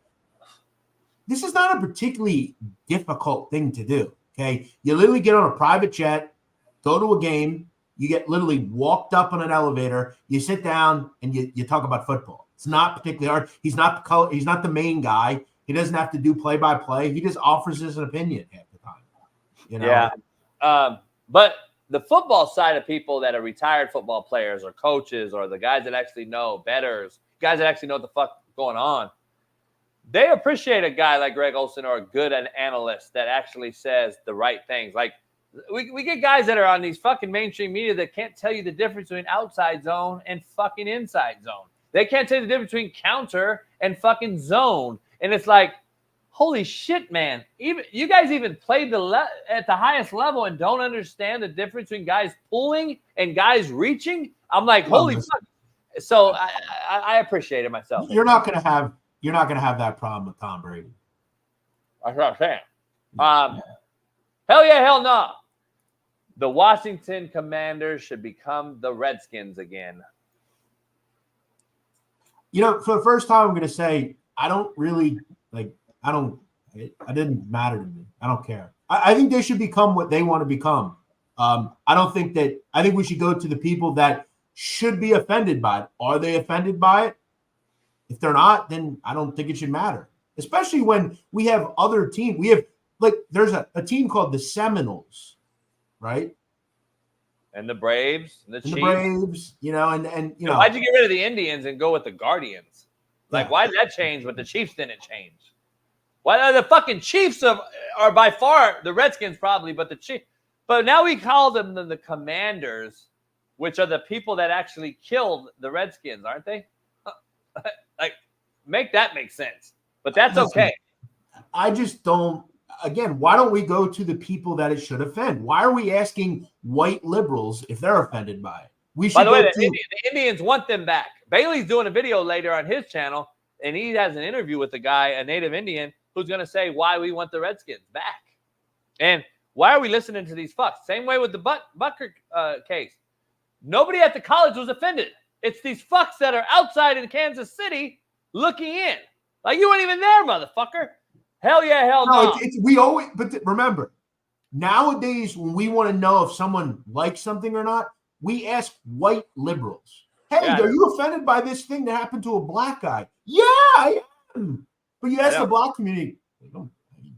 We weren't. You're asking, and you're probably asking the racist motherfucker on top of it. It's ironic. It's a fucking idiocracy at its finest. Hell yeah, hell no. Jeff Nadu, Mrs. Barstool. I would say I do. Yeah, listen, Barstool's a great company. I had a lot of fun there. And I will admit, and I have no problem discussing my faults. We all make mistakes, okay? I've made mistakes. I've chosen things just because of money. And again, I think as I look back on my career, there are times where I say, damn, you know, what could have been there? What could have been if I'd have moved to Chicago? I had a rough year last year. I had a lot going on. You know, my father, the one thing he really wanted me to do was buy a house. I bought a house, and, you know, I was just at a point where I felt like I needed to make a lot of money. I had to go where the money was. Yeah, of course I miss it sometimes. I did a lot of cool things at Barstool. You know, I had a lot of fun there. And again, they were one of the only companies that ever gave me a shot. I can't work at ESPN. I'm never going to work at, you know, some big, you know, thing like that. So they gave me a lot of love over the years. Yeah. And as far as like money is concerned, I make way more money on my own. Like if I went back there, it would not be about money this time because I wouldn't make as much money. But I think there's a possibility down the road I could make more money. But I'd have to move. I'd have to do a lot of things. It wouldn't be easy. Yeah, it's always tough, man. And hindsight's always 20/20, and it is what it is. I mean, I don't live in regrets, and that's why I don't have rearview mirrors in my cars, man. I don't look that way. I'm not going that way. So I tell people that all the time. I don't give a fuck. Tomorrow, though, we got a lot to talk about, and I think I want to start with Kawhi Leonard's contract because this guy's played 200 games out of 410 games in the last 5 years, and he makes $800,000 a fucking game. And to sit around. And regardless if you play or not, bro, you're getting $800,000. And this is the generation that looked up to these load management guys. And then you sit there and say, oh, they can play in the NFL. Kevin Durant can't bench 185 fucking pounds. Stop. Either can Draymond Green or any of these other fucks. But we're going to dive into that. Jeff is back tomorrow with us as the co-host. Tomorrow we'll have Nat and Shaun King on. Other than that, it'll be Jeff and I. It's free game Friday. Rocking it. And there's 3 games tomorrow? In the NBA? Is there 3 games tomorrow or no? No, I think there would only be 1. Oh, just Pacers Knicks tomorrow? Yeah, I would think. I mean, Thunder Mav are on Thunder Mav Saturday, Knicks Pacers tomorrow, and we'll see what happens with the Nuggets tonight. What's your lock pick tonight? Denver game. Over under? Are you taking the under over? Are you taking the points? Or are you taking the win? I haven't bet this game yet. I've been one of the believers in the Nuggets. I kind of alluded to that. I thought they could come back and win this series. I thought it would take 7. I don't even know if it's going to take 7. I just think, and you mentioned Malone, his ability to coach. He said basically, get down in the block. Gobert can't guard Jokic. I just see a team that's been completely reborn in the Nuggets. I think they finally realized, hey, let's kind of get going. We gave this team 2 games. Let's figure it out. And again, like I've said, they remind me of a horse that's really good and it's struggling, comes around the stretch, just turns the nos on and blows by every other horse. I think that's the Nuggets. I think you are surely can make a case to the best team in the West. I think they close it out tonight. Yeah, it looks like Joker's on a mission to prove Shaquille O'Neal wrong. I really believe it after that whole thing. Whitlock did a whole thing on it. They're giving Shaq a lot of grief. I don't really care. Shaq has the right to say whatever he wants. To me, he's one of the most ball-dominant players of all time. He can say what he wants. I tend to agree with Shaq a lot of times. The NBA has become so soft, and Joker faces 0 resistance. Rudy gives him 0 resistance, Jeff. I truly believe that Anthony Davis is a harder guard on him. I believe Draymond Green's a harder guard. I believe there's other players in the NBA that are much better defenders one-on-one than fucking Rudy Gobert. He should have stayed with his fucking kid being fucking born. And that's what he should have did. So I'm just throwing that out there. If you're going to play as shitty as he's played since he's come back since his kid's been born, then you're doing a disservice to your team. Fucking kids are born every day, bro. You can't talk to the motherfucker yet. So finish a job. Go win. Go defend this fucking guy, Joker, who's giving you fucking the business right now. And I think that he's going to get the business tonight. Good job, Jeff. I appreciate you. Tomorrow we'll have some segments. You and I will do some top 5s, and we'll talk some all things real. So pound that like, subscribe. Jump on over to Jeff's show, the Sit Down Crime Pod, also on YouTube and on TikTok. And we'll see you tomorrow, God willing. Same time, same place. Appreciate you guys. Thanks, guys. Issues get pressed so fast you don't get sacked like bags and baggage. Smitty and Jason Brown, kill the ass a rap.